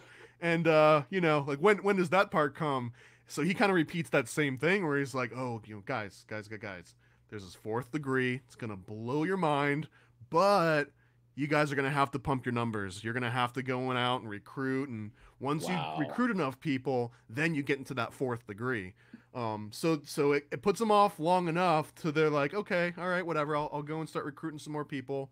So Von Nige goes back to Weishaupt, and this is like through letters essentially. Like he's not like driving over, but he writes him a letter, and he's saying like, hey dude, I've pumped my numbers, it's going great. Like we've got anyone that you want, like we've got them. We've got like the top of everybody, and we can keep scaling this out. But they keep asking about this fourth degree, dude. Like, and they keep asking about these Masonic hieroglyphs, and that we're gonna break it down and explain it all. He's like, you gotta, let me into this fourth degree so that hierarchically, like, I need to be like over them like a manager. So I can't be their manager if we're all third degree. I need to be fourth degree so that I can then start like hiring other managers to be fourth degree. And then it turtles all the way up and down, right? Like, well, then I got to be fifth degree so that I can hire managers over those fourth degree managers. It's a corporation, essentially. Totally. So he's telling this, and he's getting extremely frustrated with Weishaupt because Weishaupt keeps like kicking the can down the road. And he's like, oh, I just don't think you're ready for it. And eventually Von Nige is like, look, man, like we're going to essentially have to part ways here or something because it's not working out for me. And Weishaupt, he's like, all right, man, don't be mad. Like, please don't be mad. But it was all kind of bullshit. Like, I was just kind of making a lot of that up. And Von Nige, surprisingly, doesn't just, like, get pissed off and run out the door and call him, an idiot. He's like, okay, all right. Like, we've got something going here, and I understand the predicament you're in. I don't think it was cool that you lied about it. But, like, let's try to make some lemonade out of these lemons sort of situation. Yeah, he probably doesn't want to have to like, oh, I'm sorry. Go ahead. I didn't mean he wants to save face. He was wanting to go back to all these people right. And be like, about that, like, I got, hey dude, we all got swindled. My bad. Yeah, exactly. So I mean, again, this is going back when I said like, kind of, it was like Von Nige himself. Like, he had even loftier goals than Weishaupt, at least in terms of, like, spreading and, like, he was very naive and like, utopian ideals. And, like, oh, if everyone just learns about everything, then there won't be any wars anymore. And, so that he was very heavy onto that aspect of thinking. But, so he comes across this predicament, and he's like, okay, there's no fourth degree. There's no anything degree. And this was all kind of BS. But the idea was to recruit people and teach them about enlightenment and get them to start revolting and form their own, like, and that's working. So like the actual goal is working, even though the technology was all vaporware essentially, right? Like it didn't actually exist, but we sold it. And the fact that people are buying it means that it exists. This weird paradox. Right. So he essentially says, like, Weishaupt tells him, look, man, like, I can't do this without you. In fact, why don't you take over? Why don't you write the fourth degree and the fifth degree? Hell, write all the degrees. You do all the degrees, ceremonial, magic, people management. Like, he's essentially like, I don't want anyone to contact me about anything. I don't want to deal with any of the day-to-day drama. I just want to go back and do my plotting. So essentially, this is him hiring Von Nige as not just a peer, but like this manager of like the director of the company. So now Weishaupt is like the CEO, hands off, stays in his office, dicks around, plays solitaire all day. Von Nige is like the actual people pusher, so he does it. He starts writing up like a fourth degree, with, I think, based on something that Weishaupt originally created, but he kind of like brought it over the finish line, like a typical manager in a company might do. And he starts elevating these other guys exactly how he wanted to. So through this, some of the other Freemasons are starting to catch on a little bit as they get closer to Von Nige's level, and like, hey bro, some of this is cool and all, but if you've been through the actual higher levels of masonry, like some of these guys have, like they technically know more when it comes to like the secret mysteries than you guys are teaching. So when we tell them they've hit the top, like they already know they haven't hit the top because they've gotten, you know, to the top in other places. And he's referring to like those 7 degrees in Prussian German Freemasonry, and then like the 90 in French. But that's sort of like a separate topic. Yeah, that makes sense though. But they know they're challenge they're beginning to challenge and say, hey, you know, like they're getting this information that's basically stuff that they've already encountered through their other pursuits. And so they're like, yeah, this is cool and all, but you know, we want what we were promised, right? Like, what's the next upsell? And this is only like the highest level that they were recruiting from. So this was by no means a majority. For a vast majority, they would get to, for some of them, they just got to that first level of the Illuminati and didn't even know about second and third. Or some got to the second, didn't know about the higher. And that's kind of how that worked, especially in that Jesuit mindset of like, you don't necessarily know about your peers, you don't know your managers, like you're completely compartmentalized from everything else. Yeah, just kind of in the dark, yeah. So the higher level guys, they're mostly bugging Nige about it, and Nige is bugging Weishaupt. So at some point, there's a guy named Costanza, best name ever. Wow. Freaking Costanza. And he is told, all right, man, we need to have you sent to the Royal York Lodge, and you need to get conferred these higher levels of masonry, the 4th through the 7th degrees. Get those conferred on you, bring them back, tell us what's in them, so we can kind of build on top of them and get ahead of what we're promising here. So he gets sent over there, but on the way there, he's sharing a carriage with a Frenchman, some anonymous Frenchman, and apparently him and this Frenchman get into such a heated argument over the lady they were sharing the carriage with that the Frenchman calls the king and tells him that Costanza is a spy, and before he gets to go to the lodge to get these 4 degrees, he gets expelled from Prussia by the king. Oh my God. Over a girl that he was arguing over in this carriage on the way there. So I'm reading this and it's like, Costanza! You know? That's so funny. Oh my God. So they send this guy over here, and instead of him coming back with these last 4 higher degrees that they needed, he gets kicked out of the country. So it's like, dude, like we still need these degrees. You know, we're kind of at critical mass here. At this point, I think in like 1782, they've got somewhere around 300 members. And out of all 300, only 20 of them were students that had been recruited by Weishaupt or else. So there's been this huge shift between all these babies to all these, you know, professionals that have been out in the world for quite a while. So they hear about Costanza not making it back.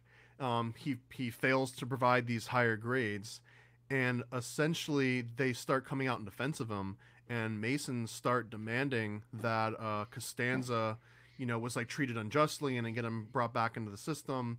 So at this point, Weishaupt and Nige realize we can't necessarily work as like this tiny group and asking the lodge for permission and going to the lodge and trying to get them to confer these degrees on us. So they decide like we need to start essentially taking over Freemasonry from within itself.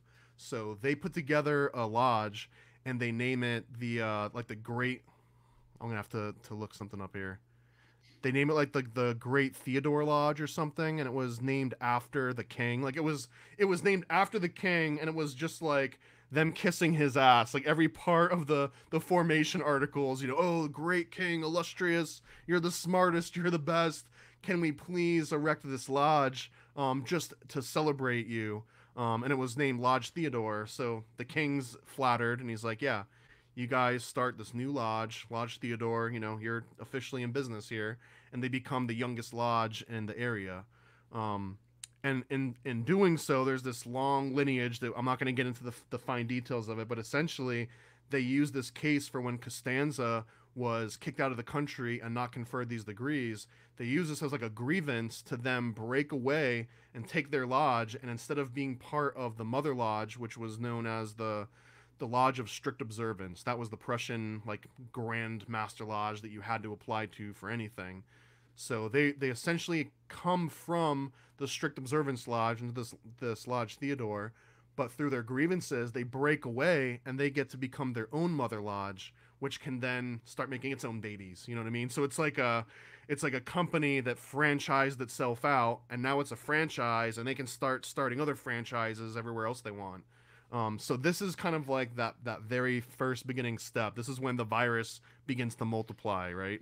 Right. No, wow, that makes so much sense. I love how they got that temple built, or that lodge built. They just named it after the king, and they were like, please. And the king was Freemason as well. For appeal to ego, you know. Yeah, appeal to ego, and it worked. It worked, you know, exactly as they wanted it to. Brilliant. So now they've got their own independent lodge, that's separate from the main mother lodge, and they can start creating their own Freemasonic lodges. So in this, you could actually go and become a Freemason, but not realize that you just joined an Illuminati lodge. It's run by Illuminati members. Over half the members are Illuminati. You might never even become Illuminati and not even realize that that's the rest of your brethren, you know? So they had this whole thing going where they could now say, yeah, we've got 300 Illuminati members, but if you include all of the Freemasons that are part of our Illuminati controlled lodges, then their numbers were up in like 2,000, 3,000 members, and, you know, across Europe essentially. So you can see it just starts ballooning out more and more and more, to the point where now they've got a lot of people knocking on the door of like, hey dude, we were promised these other degrees, bro. Where are these degrees at, you know? Wow. Yeah, but they're gaining crazy amount of influence at this point, and amassing a huge network, and people don't even know what their affiliation is necessarily. It's Masons, but they don't know that this particular, you know, lodge was created by this Illuminati Mason lodge, right? So and they were so compartmentalized too that, like, if me and you were enemies, right? Like, we knew each other, but we're totally against each other. We're in different lodges, or like, you know, I'm a Mason, you're not, or vice versa. And then we might find out that like we're both in the Illuminati, and we would go and complain to Nige, like, bro, I hate that guy. He's in, you know, like, how did you let that guy in? I hate that guy. So like they were that compartmentalized that, you know, even if we knew each other personally, we might not know that we're both in the exact same order unless it got leaked somehow. And, you know, human nature of to like leak and, you know, oh, hey, I'm in this secret group, or, oh, did you hear that Owen's in this group? And before I hear it and I go and ask about it, and I don't know necessarily if they were to confront Von Nige, be like, yeah, you guys are in the same group or something else. But he essentially, again, he's like that one middle manager that has to deal with all of these grievances. And I mentioned too before that he was kind of like the Google, or he was like the LinkedIn for all these people. And in some of his diary notes, it's kind of hilarious because he sounds like this stressed out middle manager, because he's saying that, like, you know, like these woodsmen join from the woods, and like they all know about lumber and shit, and they join the Illuminati. And then he's got like a chemist that joins the Illuminati, and the lumber guy calls him up and he wants to know like what's the best tree and the most dense, you know, wants to know like all these secrets about trees and like properties. And then the chemist calls him up, and the chemist wants to know like the exact recipe for a certain type of phosphorus, and he doesn't know this shit, you know what I mean? But because they have proclaimed to be like the you know, the guardians of all knowledge, he can't just be like, I don't know, man. So he has to be like, crap, you know, this chemist asked me this question. He has to go and find it out from the other chemist that he knows, gets the information, relays it back to this dude, finds out about the wood, relays that back to the woodsman. So he's like stressed out because he's like the manual Google. Like, he has to go and like hunt this information down. And he's getting stressed because it's like, dude, like everyone thinks that I know everything because we tell everyone we know everything. But I'm just one dude, you know, like he didn't have anyone else to rely on. His diary's actually saying something to the likes of like, I didn't have anyone to turn to. I didn't have any other support. Like, all this fell on me, the people management, the answering all these like crazy questions about stuff, people wanting to know about the degrees. So he's getting more and more stressed out. But every time he talks to Weishaupt about it, Weishaupt's like, look, man, like no one in history really has this opportunity that you've got. You know, think about this cool impression, this, you know, you can write these degrees and be part of the secret society. And, you know, you love mysticism and woo-woo so much. Like, here you go, man, have at it. Like, this is what people would be dying for an opportunity to get. And again, Von Nige is like, yeah, I guess you're right. I do love this stuff. So he hits the books hard. He starts researching all sorts of other secret mystery cults and schools, and he does put together a whole list of degrees. And the degrees kind of go in succession based on like what kind of profession you're in. So if you were like a priest or in like the clerical class, you would have a certain type of degree. If you were in politics, there was like a regal degree. So all depending on if you were like a scientist or if you worked in the church, you got your own separate type of degree, and it was almost like these little mini secret societies within the Illuminati, even. Wow, that's clever. I mean, that's a smart, that's good organizational structure. That's for sure.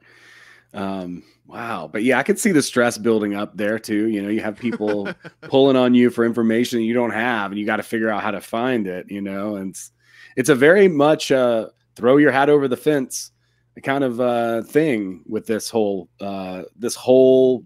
unfolding of this group, this Illuminati. It's like this dude, Adam Weishaupt, he threw his hat over the fence and he was like, all right, well, now I got to go get it, you know. And then the same thing happens, you know, with Van Nage too, you know, where he's like, all right, well, I promised that I you know, had access to all these secret mysteries, so I guess I'm going to have to go find them. And yeah, I can imagine being sucked, man. Like, yeah, knowing that, like, you had made all these promises to all these people, and now you're the one responsible for making it up. So not only are you kind of lying about it, but like the pressure's on to come up with something substantial for these people you've been promising forever. Yeah, it is better be believable, or else you totally fail, you know, and they might figure it out and call you out on your bluff, you know. And it sucks for him too, because he was like hoping to get this, you know, this knowledge, and it's like, yeah, there's actually no secret knowledge, and now it's all on you. Like, what a big letdown, right? If you were like expecting this like big secret to be revealed. Well, let's talk a little bit about these ideas that, let's say, Weishaupt and Von Nage have as far as enlightenment, as far as you know, what their ideals are and their principles. Like, is this ancient Greek kind of stuff? Is it like you know, the Republic? Is it like it's a mishmash. I mean, again, they were very academic in nature. Von Nige in his diary mentions that most of the members of the Illuminati were people that didn't like to work very hard and that liked to read a lot of books. So it was a very strong and like an academic, theoretical, maybe impractical sense. And there was a range of like a Republican mindset, because in a Republican sense, they wanted to have a whole bunch of representation for different sects, so that just because one group had 20 members and one had 5, that they couldn't just immediately outweigh them. So there was this like republic nature of how things were decided. But Weishaupt had these very, very strong like pre-Marxist extreme communist ideals, where, for example, Weishaupt was against private property. He thought private property was like this core, you know, horrible aspect of humanity that we had to do away from in order to advance, which is still a very radical idea. And that wasn't necessarily shared among all other Illuminati members. But it goes to show, like, he was way ahead of his time. Like, this was way before Marxism and Leninism was around, you know, and he still kind of had these general ideas. And I think he read a lot of Hegel, and I think Hegel was around that same time period. So like, he kind of had this big mishmash. Immanuel Kant, I believe, was in that. We mentioned Voltaire before. So if you had to come up with like a smorgasbord of like Voltaire, Immanuel Kant, that dark, was sort of brutal like, German authors. Yeah, dude. I mean, like I said, like they didn't like to do, unlike a lot of Germans, you know, they weren't known for their strong work ethic. They were just known for sitting around and reading philosophy very often. So that's essentially what Weishaupt brought to the table, and this concept of revolution. And this is something that's really hard to convey too, without some research and some context. But when people say like Freemasonry and lodges, when you go further back in history, specifically around these times, the concept of a lodge wasn't necessarily like, it's not like raising a church, right? Where like you raise a church and then that church is there forever until it burns down or people move away or whatever. It was more accepted that there would almost be like a temporary lodge. So a lodge would be erected to serve a very specific purpose. like dumb, like a random idea, but like a lodge might come up and their sole purpose was to like run some other group out of town, run the Jesuits out of town. So that lodge might be erected. Once the Jesuits are out of town, the lodge folds, and then another lodge gets erected somewhere else. And the lodge at that point was just a bunch of people meeting at someone's house or a bunch of people going to the bar. That was the lodge. So it's not like it was hard to dismantle a lodge and start a new one. It was just like, hey, let's meet at the docks on Wednesday at 2 a.m. Right. to talk about reptilians. Like that was essentially a lodge until you figured that thing out, and then you went and met somewhere else. So the reason that I bring that up is because Weishaupt also had this idea of like setting up these lodges that would have revolutionary tendencies just long enough for them to be enacted, and then go and form another lodge.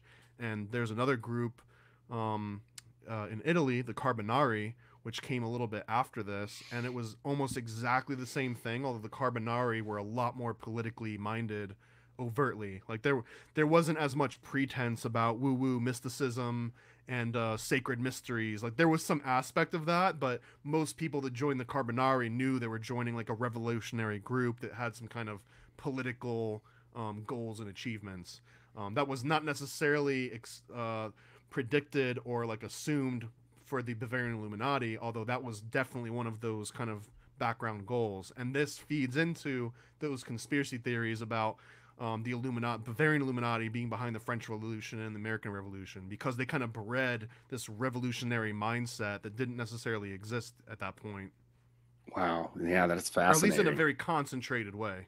Yeah, that makes sense. Like it's like kind of what's your flavor, and many of these organizations, I assume, they just have different intentions. They just have different goals, and their agendas are just like either more political, more mystical, more business oriented, what have you, based on all these things. But I think it's hilarious how, you could be a part of one and not even know that you're a part of one of the particular ones, because within one section, there's another section that they had created, and now they're doing their own lodges through the Illuminati or whatever. So, yeah, wow, that is absolutely fascinating. And talk about Project Mindfuck, like they're way ahead of the time, Well, and we're talking almost at like the apex or like the peak of the Bavarian Illuminati, and if this is like around the mid 1780s or something. And then it kind of comes to a head and starts rapidly declining, or at least dissolving and getting absorbed elsewhere. So the catalyst here was that guy Costanza that was supposed to be going to the lodge and get these 4 extra degrees and bring them back. But, he gets into a fight and he gets kicked out of the country. This turns into a whole thing, because then it's like, hey guys, the lodge doesn't want to give us these extra degrees. This is kind of messed up. They actually put together this meeting of the minds, which conspiracy theories like dream. It was like one of the original Bilderberg or like Carlyle group meetings, right? It was called the Convent of Wilhelmsbad, and essentially it was all these different sects of Freemasonry across Europe all coming together. And we're talking about like people from the United States came that were in Freemasonry, like all over the world come together in Germany to essentially talk about some standardization across the degrees. Specific to like Prussian Masonry at this point, and sort of like the main ideas of contention, where one group wanted to take, like I mentioned, that French Masonry had like up to 90 degrees, and then that Prussian Masonry went up to like 7. So one of the ideas was just take those other like 88 degrees or 87 degrees and just smush them all into 1 degree and just call it the 4th degree. So if anyone wants to get into like the woo-woo stuff beyond the initial 3 Blue Lodge degrees of Masonry, apprentice, fellow craft, and master mason, if you want to go beyond that, there's just this one last 4th degree that's got it all in there. Sounds almost like what Weishaupt was after, but overwhelmingly no one wanted that, because it was like the people that wanted those higher degrees, like they wanted the 5th and the 6th and the 90th. They didn't want to just stop at 4. And there was also a whole group of people that were like, you can't just combine 80 degrees into 1 and think that, it's still going to retain all of this ancient mystery and knowledge. So that was like dead on arrival. And it was one of the main advocates was like, oh crap, they don't like that idea. We kind of don't have a whole lot else to pitch here. Because again, it was 7 degrees versus 90. Which one do you want? If I said, Owen, we can go and join a lodge today, one of them lets you get to degree 70, one of them lets you get to 90. Which one you want to join? It's like, yeah, right? Do you want the iPhone 10 or do you want the iPhone 4? That's right.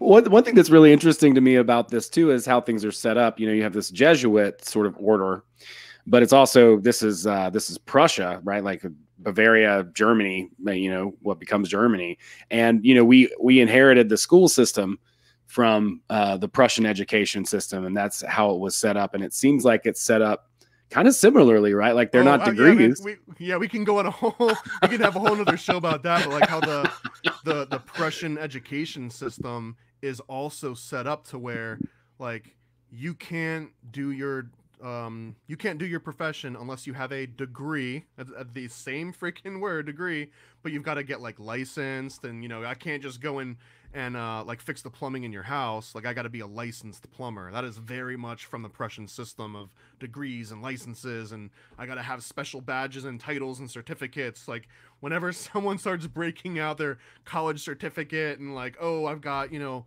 magna cum laude and look at all of these extra adorations I've got, a lot of that comes from this concept of the Prussian system of like, look at all of my wall full of degrees, therefore you can trust me. But more than that, it's like I'm not legally allowed to provide services unless I've got these government provided degrees, right? Right. Yeah. These awards too, which that just is like an appeal for people, you know, to attain some sort of standard, you know. Well, again, man, you go to 2 different lawyers' office, right? One's got like the 1 law degree, another guy's got like a wall full of them. Yeah. He's like shaking hands with presidents, and like, again, it's a marketing thing, you know. Which one do you want? The one with all the bells and whistles, or this kind of like vanilla dude that costs the same? Yeah. Yeah. And I think a lot of this stuff is like, because, you know, the idea is, you know, I can see that they're up against, you know, a crushing organization with the Roman Catholic Church, right? Like, who definitely will absolutely crush dissent, and it does not want alternative ideas. They're sort of on their way down, because this is towards the end of the Age of Enlightenment, so that the Catholic Church has already been losing a lot of people, and they're not necessarily like, they can make a decree, and they do, and that kind of helps kill the Illuminati. And Freemasonry in some places, but it's not like the Spanish Inquisition anymore. You know, like people aren't going to come through your town with you know, burning stakes and like kill you over it. Or if they do, it'll probably be a lot more polite. Okay. So it's not quite as edgy, right? It's not edgelord anymore to be, you know, into enlightenment and ideals of freedom and art and classical, you know, liberal sort of ideas, but this, but they are up against, you know, this system that that definitely, you know, pervades its own, you know, kind of organizational structure too, and they're structuring it too, just like that school system, you know, and teaching a lot of these same things, which is you don't know.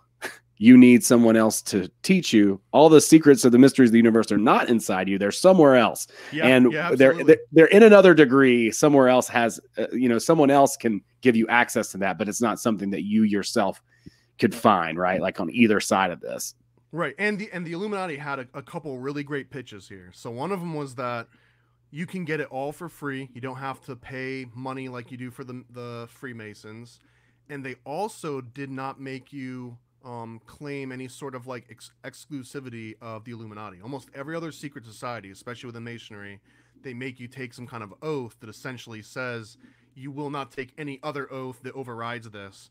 The Illuminati's oath was something that was like the exact opposite, that said, hey, if you find anything in these teachings that you think is wrong or immoral or like, you know, against the very concept of humanity, then you are free to reveal the secrets of the Illuminati to the world, and you can completely destroy us. But because we're so open and flexible, and we don't have this like commanding sort of like religion that you have to follow, they use that to their advantage to make these free thinking people that came together like, oh, what a free concept. You know, it's completely unlike joining the church or completely unlike joining Freemasonry, where they're like mutually exclusive. Illuminati is like, hey, you can just take it or leave it. And if you don't disagree with it, you don't even have to take a blood oath. You can tell people about it. So this was like marketing tack. This was like the differentiation, 30-day free yeah. guarantee Yeah. and like the warranty and the get your money Yeah. back. It was all of that, and it worked. It worked great. So they were able to retain this dual enrollment between, because again, it's not costing you any other money, so why not join? So what it did cost though, and this is how Weissop's sort of like mentality comes into play, is that he had people spy on each other. He had kind of like two requirements. One is that you had to spy on the other people that you were instructed to, and this might be one of the only ways you even knew that they were also in the Illuminati, unless they were part of your lodge.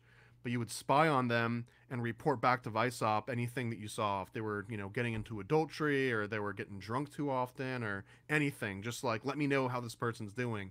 Everyone's spying on each other. They also have to write letters back to Weissop to kind of explain like any misdeeds that they've done. So if they've cheated on their wife, or if they've embezzled money, or if anything, they were supposed to write all of these confessions down and send them to Weissop. So now this dude's got like this intelligence agency where everyone's spying on each other, and he's got this big black book of all the misdeeds that anyone's ever done. So now it's like you can start pulling strings on like, hey, I'm gonna need you to go and do this thing. What do you mean no? I've got this like in your own handwriting. You told me, and I'm gonna have to go ahead and publish this, and everyone will know about all of your misdeeds. Holy or shit. it's like, and I can back it up because this guy said that he saw you on that date. So like, he's got this sort of intelligence agency and this like Rolodex of nasty facts on everyone. So that's kind of what he's been doing and keeping occupied with, while Von Nye is just like writing all these mystical rituals and deciding what color the sash is going to be for degree 7 and stuff like this. Whoa. Yeah, that's crazy. Talk about Google, back to that whole idea, right? Like the I know people... what kind of weird kinky shit you're Googling at 2 a.m., bro. That's right. You better go deliver this letter unless, you want those search results to just pop up unexpectedly in the mailbox. Wow. Yeah, it'd be a shame, So they're at this convent of Wilhelmsbad. Some of the debates are over these degrees. There's also this really weird thing that came up where they started debating whether or not the Knights Templar should be included. Like if the Prussian Masonry should even look towards the Knights Templar as their lineage. And they decide, no, we're going to renounce our Templar origins, but we're going to keep all the degree names, and we're going to keep all of the rights, but we're just going to say, like, actually, we didn't come from the Templars. It's just a really cool story, but we're not directly connected to it. And that just made everyone was like, well, what the hell am I in this for, man? Like, so you're just a bunch of guys that got together 30 years ago and decided to make a club, and that's what we've been in this whole time? Like, no, I'm not down with that. So in effect, this was the Lodge of Strict Observance, which again was like the main lodge of Prussia. So when they came out and they made this decision that, okay, we're just going to have these 3 degrees. If you want to have a 4th degree, that's up to you, but we're not going to officially recognize a 4th degree. You just go up to 3. We're renouncing the Knights Templar origins. So everyone was like, dude, this thing is like way less mystical and cool than it was when I started. I'm out of here. So Weissop and all of his guys, they're at this same convent of Wilhelmsbad because, they're involved in Masonry. And they start seeing all of these disillusioned Masons at the result of this. And they're like, hey, man, if you want to get into that real good, I've got this like super secret society within Masonry called the Illuminati. You should join this. So they siphon some of those Masons. However, there's other sects of Masonry that kind of see this going on, know about the Illuminati, and they're thinking, like, we've got the same goals. Enlightenment, revolution. Yeah, like, you don't have a monopoly on this. So then the Masonic Lodge comes up with their own initiative called the Eclectic Alliance. And essentially, Eclectic Alliance and Bavarian Illuminati, it's like interchangeable in terms of what their goals were and their structure and everything. And this kind of just like took all the wind out of the sails of the Illuminati, because now there's all these different competing factions within Freemasonry that are also recruiting within Freemasonry. They all have the same goals, and they're all recruiting from the same pools of people. So this kind of is like the beginning of the end as it starts to lose its novelty a little bit. And there's a bigger death blow here that comes from the Rosicrucians, which is like sneaking out from the side. It's like the Illuminati is a little bit bruised and worse for the wear, but they can bring themselves back up. And then the freaking Rosicrucians come in and they see a wounded animal and they're like, we're going to go in for the kill here. So the Rosicrucians at this point are under a guy named Johann Christoph von Wallner, and I want to know way more about this guy. I don't know nearly enough. The coolest thing I read about him was that he had a magic room that he would invite you to, and it would prove beyond doubt from people that were skeptics that, like, okay, this dude is absolutely magic. Wow. And I don't know what he did here. There's been a couple rumors. One was that he served you a punch when you came into the room. So was he giving you like magic mushroom tea or something? Who knows? And then another one was that he could have not just ghosts and like spirits appear, but you could talk to them and ask them questions and they would reply to you like in full, in you know, like you could like see the mouth moving and everything, and it was Holy blowing shit. people's minds. And I going on a tangent that I have no research to back up yet, but I assume this could have been something like Pepper's Ghost. Have you ever heard of Pepper's Ghost before? I don't know what that is now. Have you ever been to the Haunted Mansion at Disney? Yeah, but it's been a long time. Okay, well, at the very end of it, you go through this like big dining hall ballroom, and there's like ghosts that are swirling around and dancing and stuff, and it's all holograms. Like they're not actually there because you can see through them and they're translucent. That's essentially a special effect called Pepper's Ghost, which just relies on a bunch of mirrors and special lighting effects. It doesn't require computers or lasers or projectors, right? It's just smoke and mirrors. It's essentially where that comes from. Right on. Pepper's Ghost, the way to actually produce that visual illusion goes back to like the 1600s. So anyways, I've got this theory building that people knew about how to do this Pepper's Ghost thing, but it was like a true secret of the universe, you know, because it was science. It was like you have to tilt this glass to this exact degree, and you have to put this light over here, but if you knew all that shit, you could blow people's minds and convince them that you were actually conjuring the dead, and I'm actually talking to King Tut's ghost or something, and get your friend, you know, Owen puts on his ancient Egypt outfit and stuff and pretends like he's King Tut, and we have a back and forth, and I invite my friends over and they can talk to him, and they've never heard of Pepper's Ghost before, so it's blowing their mind. They don't know what a hologram is. So anyways, so this guy is in charge of the Rosicrucians at the time, and he knows about the Illuminati, and he realizes, oh man, we're trying to recruit from the Freemasons during this big infighting. The Illuminati's trying to recruit from the Freemasons. We need to cut them off at the pass so that we can get all the recruits and, you know, kind of like screw them up. So he does this, and he contacts the Lodge of the Three Globes, and the Lodge of the Three Globes sort of takes over where the Lodge of Strict Observance kind of lost sort of its reign. The Three Globes, and they essentially ban Illuminati by name. So now all of a sudden the Illuminati is kind of looked down upon, and Rosicrucians start to get more in favor, and they start siphoning these members out. So anyway, it's this really interesting, again, if you think of it in terms of like corporate, like a hostile takeover, or like a board of directors getting together and deciding to like oust the CEO, like that's pretty much all this is, just with a lot of woo-woo and philosophy and powdered wigs in the mix. Wow. And yeah, weird rituals and, what is it called? Oaths and shit. Yeah, and capes and all the good stuff. Yeah, that's so cool. That's so interesting. And wow, it makes sense as well. And that's a really, really cool. This is maybe a good place to wrap up this segment, and then we can dive a little bit deeper. Well, here we got one final event here, and this is the end of the Illuminati. Okay. So they're sort of on their decline anyways. Weishaupt is kind of expelled. He's got like wanted posters up all over the country. He's sneaking around. God. There's one story where he hid inside of a chimney for 3 days waiting for the authorities to pass over. Shit. So anyways, he's trying to get out of the country, and he meets up with a messenger, and they're about to try and spread this doctrine of the Illuminati outside of Germany, perhaps going on into France and elsewhere, which kind of leads to some of those conspiracy theories about the French Revolution. And this is 100% true based on multiple accounts, even from skeptics. So this is such an interesting element of this. So Adam Weishaupt, he's on the run. He escapes from Ingolstadt, which is where he was originally based out of.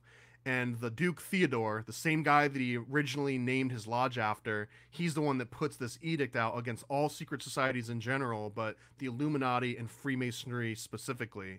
So Weishaupt gets wind of this. He heads out of the region, and one of his messengers goes to meet him up in this town called Regensburg. They meet up. They're walking together. One guy's on horseback. His name was Lons. As they're walking, a fucking lightning strike comes down and kills Lons on the spot, leaving Weishaupt completely unscathed. And he's just like, they're walking, they're talking, bam, lightning strikes the dude, he's dead. Weishaupt standing next to him unscathed, right? So it's like a big spectacle. Like, apparently other people saw this. It didn't just happen out in the middle of nowhere, because it was out in front of like a big gate in the city. So they all come, and as they're looking over this dead guy's body, Lons, they find that he's got articles about the Bavarian Illuminati woven into his clothes. They rip it out and they see lists of like members' names and cities where the Bavarian Illuminati is at. They take these papers, they use that to trace down some of those names. And one of the guys, they break into his house, they find like everything. They find like the list of every single person's name and who they know and all the secret deeds they've been doing and all the connections. So the discovery of this, which is so crazy, a dude gets hit by lightning, they find secret, messages in his clothing, trace that down, and then unravel the entire secret society. And this is in 1785, so it takes maybe 3 or 4 years for writers to start writing about this and like these big, spectacular exposés. And like we went in before, 1790s, it's already in American newspapers. So you've got that full lineage of like when it starts all the way to where a dude literally gets hit by lightning. They trace that to all these secret documents, and that becomes in part of, American media from that point forward. And then fast forward 200 years, we're still talking about them. That is nuts. Yeah. I mean, what a weird way to, like, they got hacked by God, dude. Well, and there was, and I don't know if I don't know how much of this one is true, but the guy that got struck by lightning, Lons, he apparently was a priest. So there was all these rumors that this priest knowingly joined this Illuminati, which had atheistic tendencies. So like God literally just struck him down as he was standing next to Weishaupt. And it sounds like one of those stories where it's like, what are the chances that the messenger that gets caught and leads to the whole unraveling was literally right next to the guy that founded it? But by multiple accounts on all sides of the argument here, they all seem to agree, out of all the facts, this one is actually true, which is mind-blowing. No, that's absolutely mind-blowing. What an incredible story. I mean, you couldn't make up such a thing as this. And I see so many interesting parallels to just how we interact now and how, how businesses are run, how organizations are run, like the power of information and making it secret and people holding carrot, it. Man, that if you take anything away from this, it's that promising someone some mystical thing that you can't define. And actually Von Nige writes about this at some point, I'll paraphrase, but it's like when he was trying to be more specific about the secrets and the promises, it worked against him because he knew that he couldn't necessarily fulfill that, but he also realized the more detail he gave, like the less impressive it was. And then if you just give this tiny little vague nugget, then the person you're talking to, they're the ones that starts paint. He says it's something like they'll start to paint the picture in their own colors. So it was like, why am I going to sit here and try to break all this down? I could just be like, you're going to learn the secret of life. And then just like let you figure out what you think that might mean. And it turns into this whole thing and all these expectations in your head. And they just learned, like, that's all I got to do. I just got to say like very vague things and make these very vague promises, and people will just all be about it. Wow. Yeah. And psychologically, I think that's true too, as far as like just people, you get into a relationship, for instance, and then you have this idea about a person, until you see all their parts, like all the things about them that may or may not be appealing. You know what I mean? Like you have this amazing image in your head that you've kind of crafted, about them and sort of idealized them, right? Like we idealize things. Yeah, well, it's like the idea of leaving something to the imagination. So you're talking about in like relationships or whatever. It's like, when they wear like skimpy clothing and you lead to the imagination versus like oh man, those nipples are a little bit wonky, huh? Sure.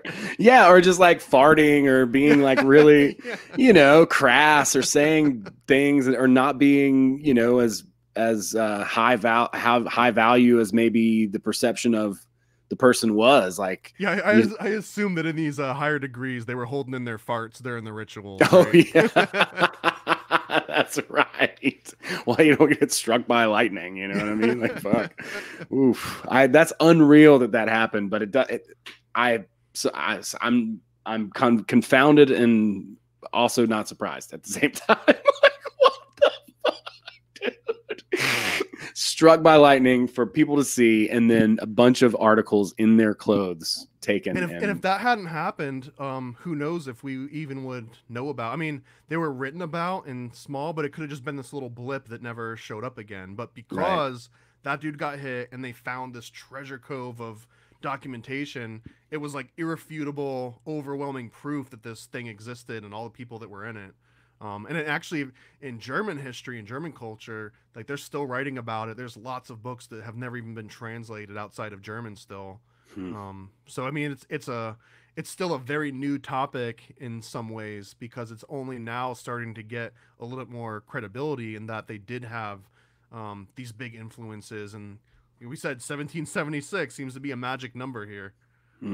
Yeah, it's crazy. That's bizarre and perplexing and awesome. So interesting. Yeah, man, thank you so much for breaking this part down. Can we continue into kind of how, these not necessarily this particular group, but the Illuminati, moves forward into and continues its existence in our consciousness, even though like the organization itself has been at least found out and pointed out, and people are aware of everything got exposed to that, but still now we still sit here now today and we're talking about this. I love the Robert Anton Wilson stuff as well. It's so fascinating. That person to me is just a constantly reoccurring character in my reality as far as his ideas and the things that he did. But but yeah, I'd love to go a little bit even further if you're into it and do another part. Yeah, man, we can absolutely, because we can get into like the actual degrees that they did finally come up with. We can get into like their list of members. We can get into all of their specific enemies and stuff, because all of that infighting is some of the really cool dynamics of like two Illuminati members going against yeah, dude, it gets real juicy. That's great. Because again, they're humans, man. That these guys were not monks. They lived in regular society and had wives, and they got drunk. So like they'd write in like, "Hey, Weissop," and they all gave each other's names. So like they had cities. They would call like Munich, they'd call it like Athens, and instead of Weissop, they'd call him Spartacus. Everyone had these like fancy names. So you'd be like, "I saw Spartacus getting drunk in Athens again." Like all these cool like, and you have to know what they're actually saying to know what they're saying. But it's just funny hearing them complain about dudes getting drunk and philandering and just like making jackasses of themselves. Or it's like you take away all this mystery of like, oh, the dark Illuminati with the medieval masks and the cloaks, and they control everything. Like, nah, that guy's getting drunk at the bar, and he's not even trying to be like, secretive about it. So they're just humans. Yeah, absolutely. George is on a meth bender for 3 days or whatever, and it's exactly that same thing. We want to put people and ideas and things on a pedestal thinking that they're so important. I don't know where that comes from within us, but we do tend to do that. And then, kind of when the rug gets pulled out, you're like, oh my God, there's nothing any different about this. It's a whole mind fuck in itself, because ultimately, right, like the idea of Illuminati or illumination or enlightenment or any of these principles, it's all really what we find within ourselves, right? Like, so, to see all these folks chasing this dragon and ultimately, how human they are, I think that breaks the stigma, and I'm very interested in that, as far as. And to me too, it takes this like mystical kind of like, well, how did the Illuminati exist and how are they in control? But once you start realizing it's just a bunch of flawed humans that are, lying to each other and pumping their egos up and pumping their numbers and memberships and stuff, and you think about it in terms of, I want the fancy iPhone 5 instead of the iPhone 4, like, you can relate, and it's like, okay, this isn't this mystical thing that's out in history, this nebulous abstract concept. It's like, I know these guys, I work with these guys just 200 years ago, but it's the same human mentality and the same flaws and the same everything, you know. It's a Tupperware party, it's Amway, it's yeah, dude, it's it's the protein powder club, you know, that drives white Mercedes or whatever, you know, and the acai juice and everything. Yeah, exactly, the whole thing. Well, dude, thank you again. This is fascinating. I hope everybody has enjoyed this. Let's dive in and do another segment, or maybe we'll see, however many on this particular topic, because it is so fascinating to me. Everybody, be sure to go and check out Thomas, paranoidamerican.com, on Amazon, Paranoid American. Type it in, check out the stuff that he's putting together. It's fantastic. And a lot of this research that you've done, I really appreciate you just sharing it, you know, with us like this. It's really cool how you've put it in your work as well. So I want to encourage everybody to go check anything out. Anything else you want to direct people to, or plug, or anything like that? I mean, just paranoidamerican.com, Paranoid American on Instagram. I also want to suggest that if anyone really wants to get deep into Bavarian Illuminati, not the only source, but a great one, is conspiracyarchive.com, which is run by a guy named Terry Melanson, I think. And he also wrote a book called The Perfectibilists, which I think is published on Trine Day. But anyways, he has a wealth of information that gets into all the nitty gritty on the names and the dates and everything. And also, this is probably my absolute favorite book on the topic. I don't know if you can... Philo's reply. The questions, 2 questions concerning his association with the Illuminati. This is Baron von Nige, the manager that was in charge of everything, that realized that Weishaupt was just lying to him the whole time. And he writes about all of this from his firsthand experience, and like the thoughts that went through his head when he realizes that, you know, like he was just making it up the whole time. It's I don't know if you'll get any other sort of firsthand account of the Illuminati outside of that book. So highly recommended. Cool. So Philo's reply. Yeah, I made some notes. I'll put them all in the show notes, folks, so you can just click away and check all this stuff out. Again, check out paranoidamerican.com, on Instagram as well, at paranoidamerican. You can find me, bluecollarmystics.org, and at bootsygreenwood.com. And I really want to say thanks to everybody for checking out this episode. I hope you found it edutaining, educational and entertaining. I certainly had a great time, and I hope you did too. So thanks so much. Click the links down below, check them out, and we'll see you guys on the next one. Peace. Have a good one.